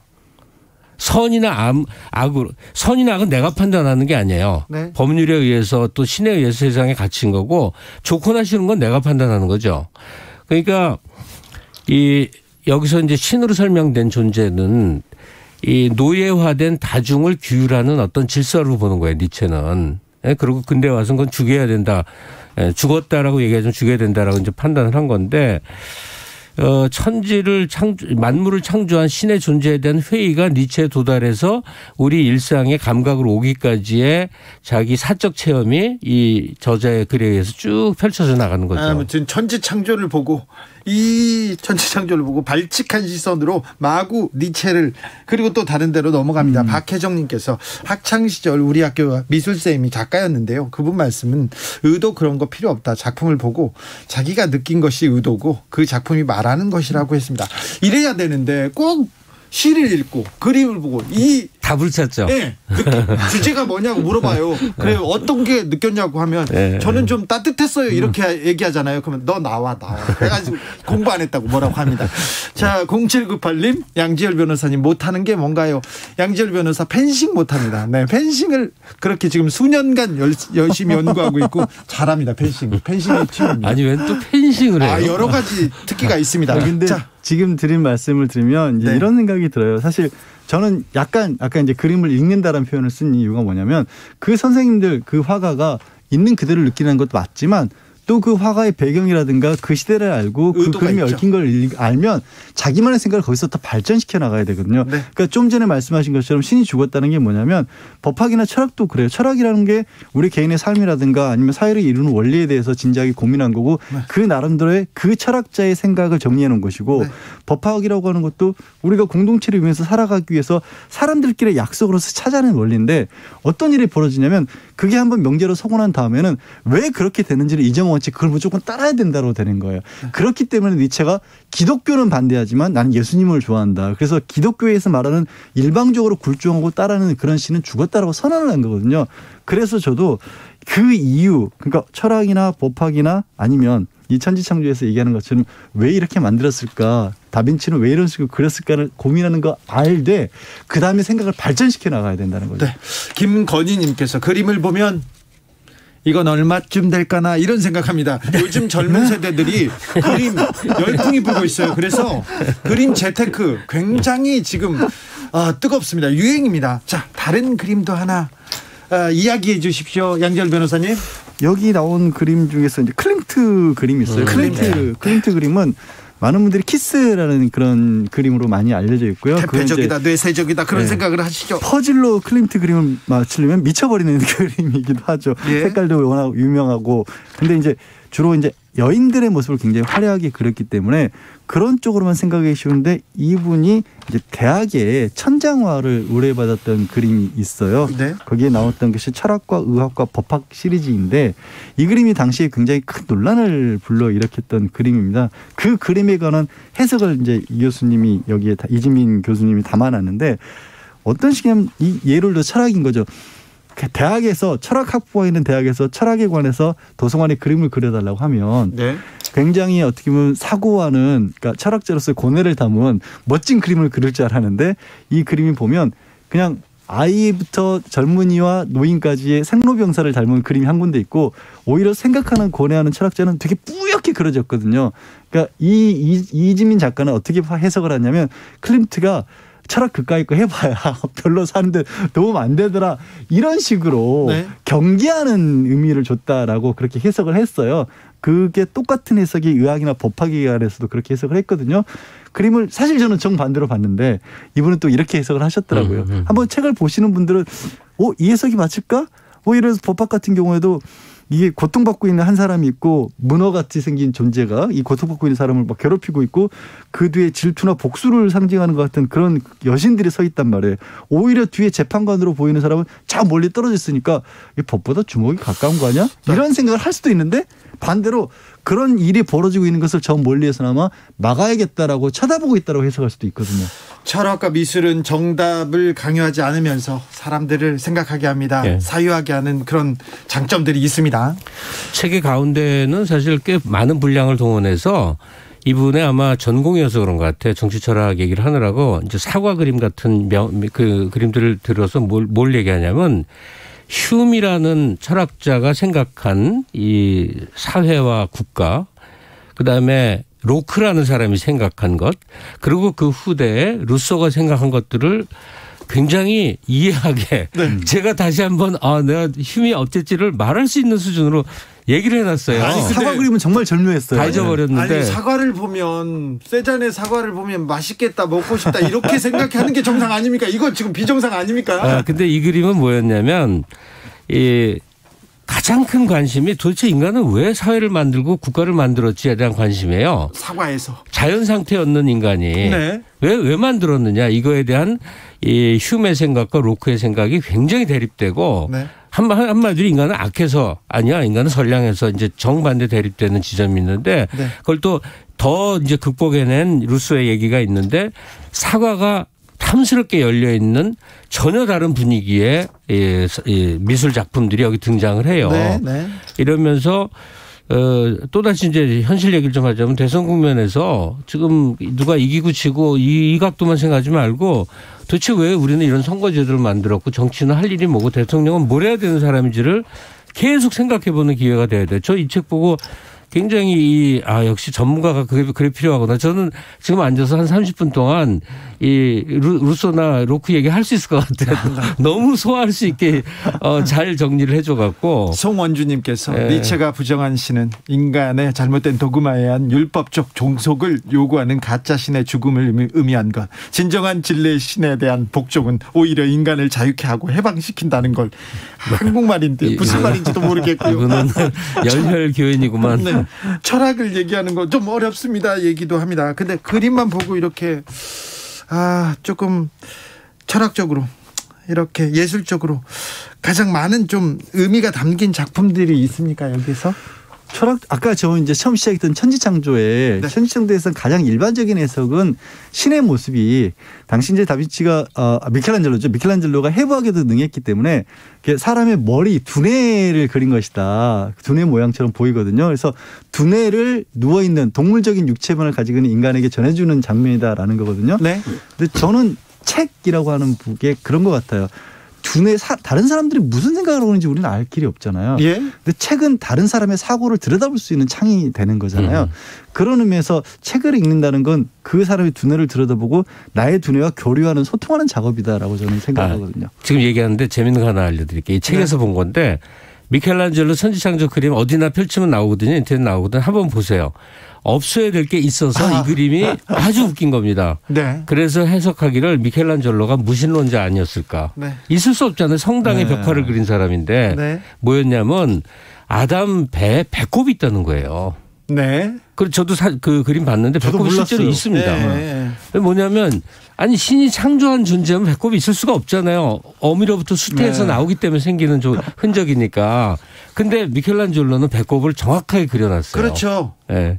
일부러 그린 거 아닌가요? 그것도? 일부러 그렸고 미켈란젤로는 속마음이 무신론자 아니었겠냐 그 얘기를 하는데 그건 확인할 도리는 없죠. 그렇죠. 네. 1156님이 주디 저한테 왜 공장장처럼 무식한 척하냐고. 저는 잘 몰라요. 저는 그림 보고 해석하고 막 그러는 걸 싫어합니다. 네.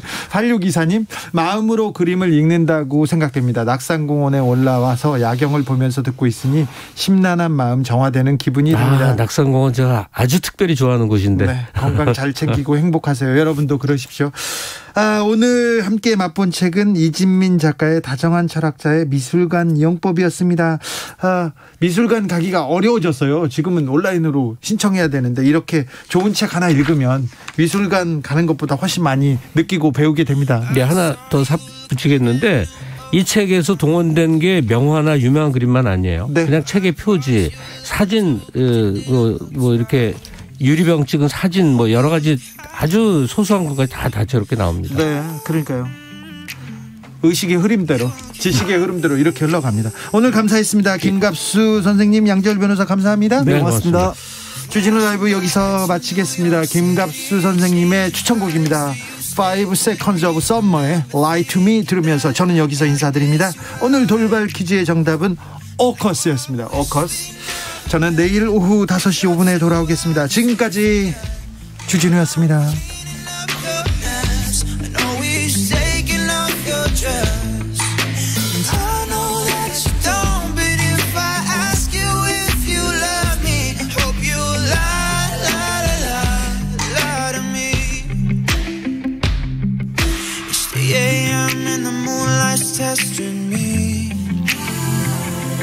If I can make it till dawn, then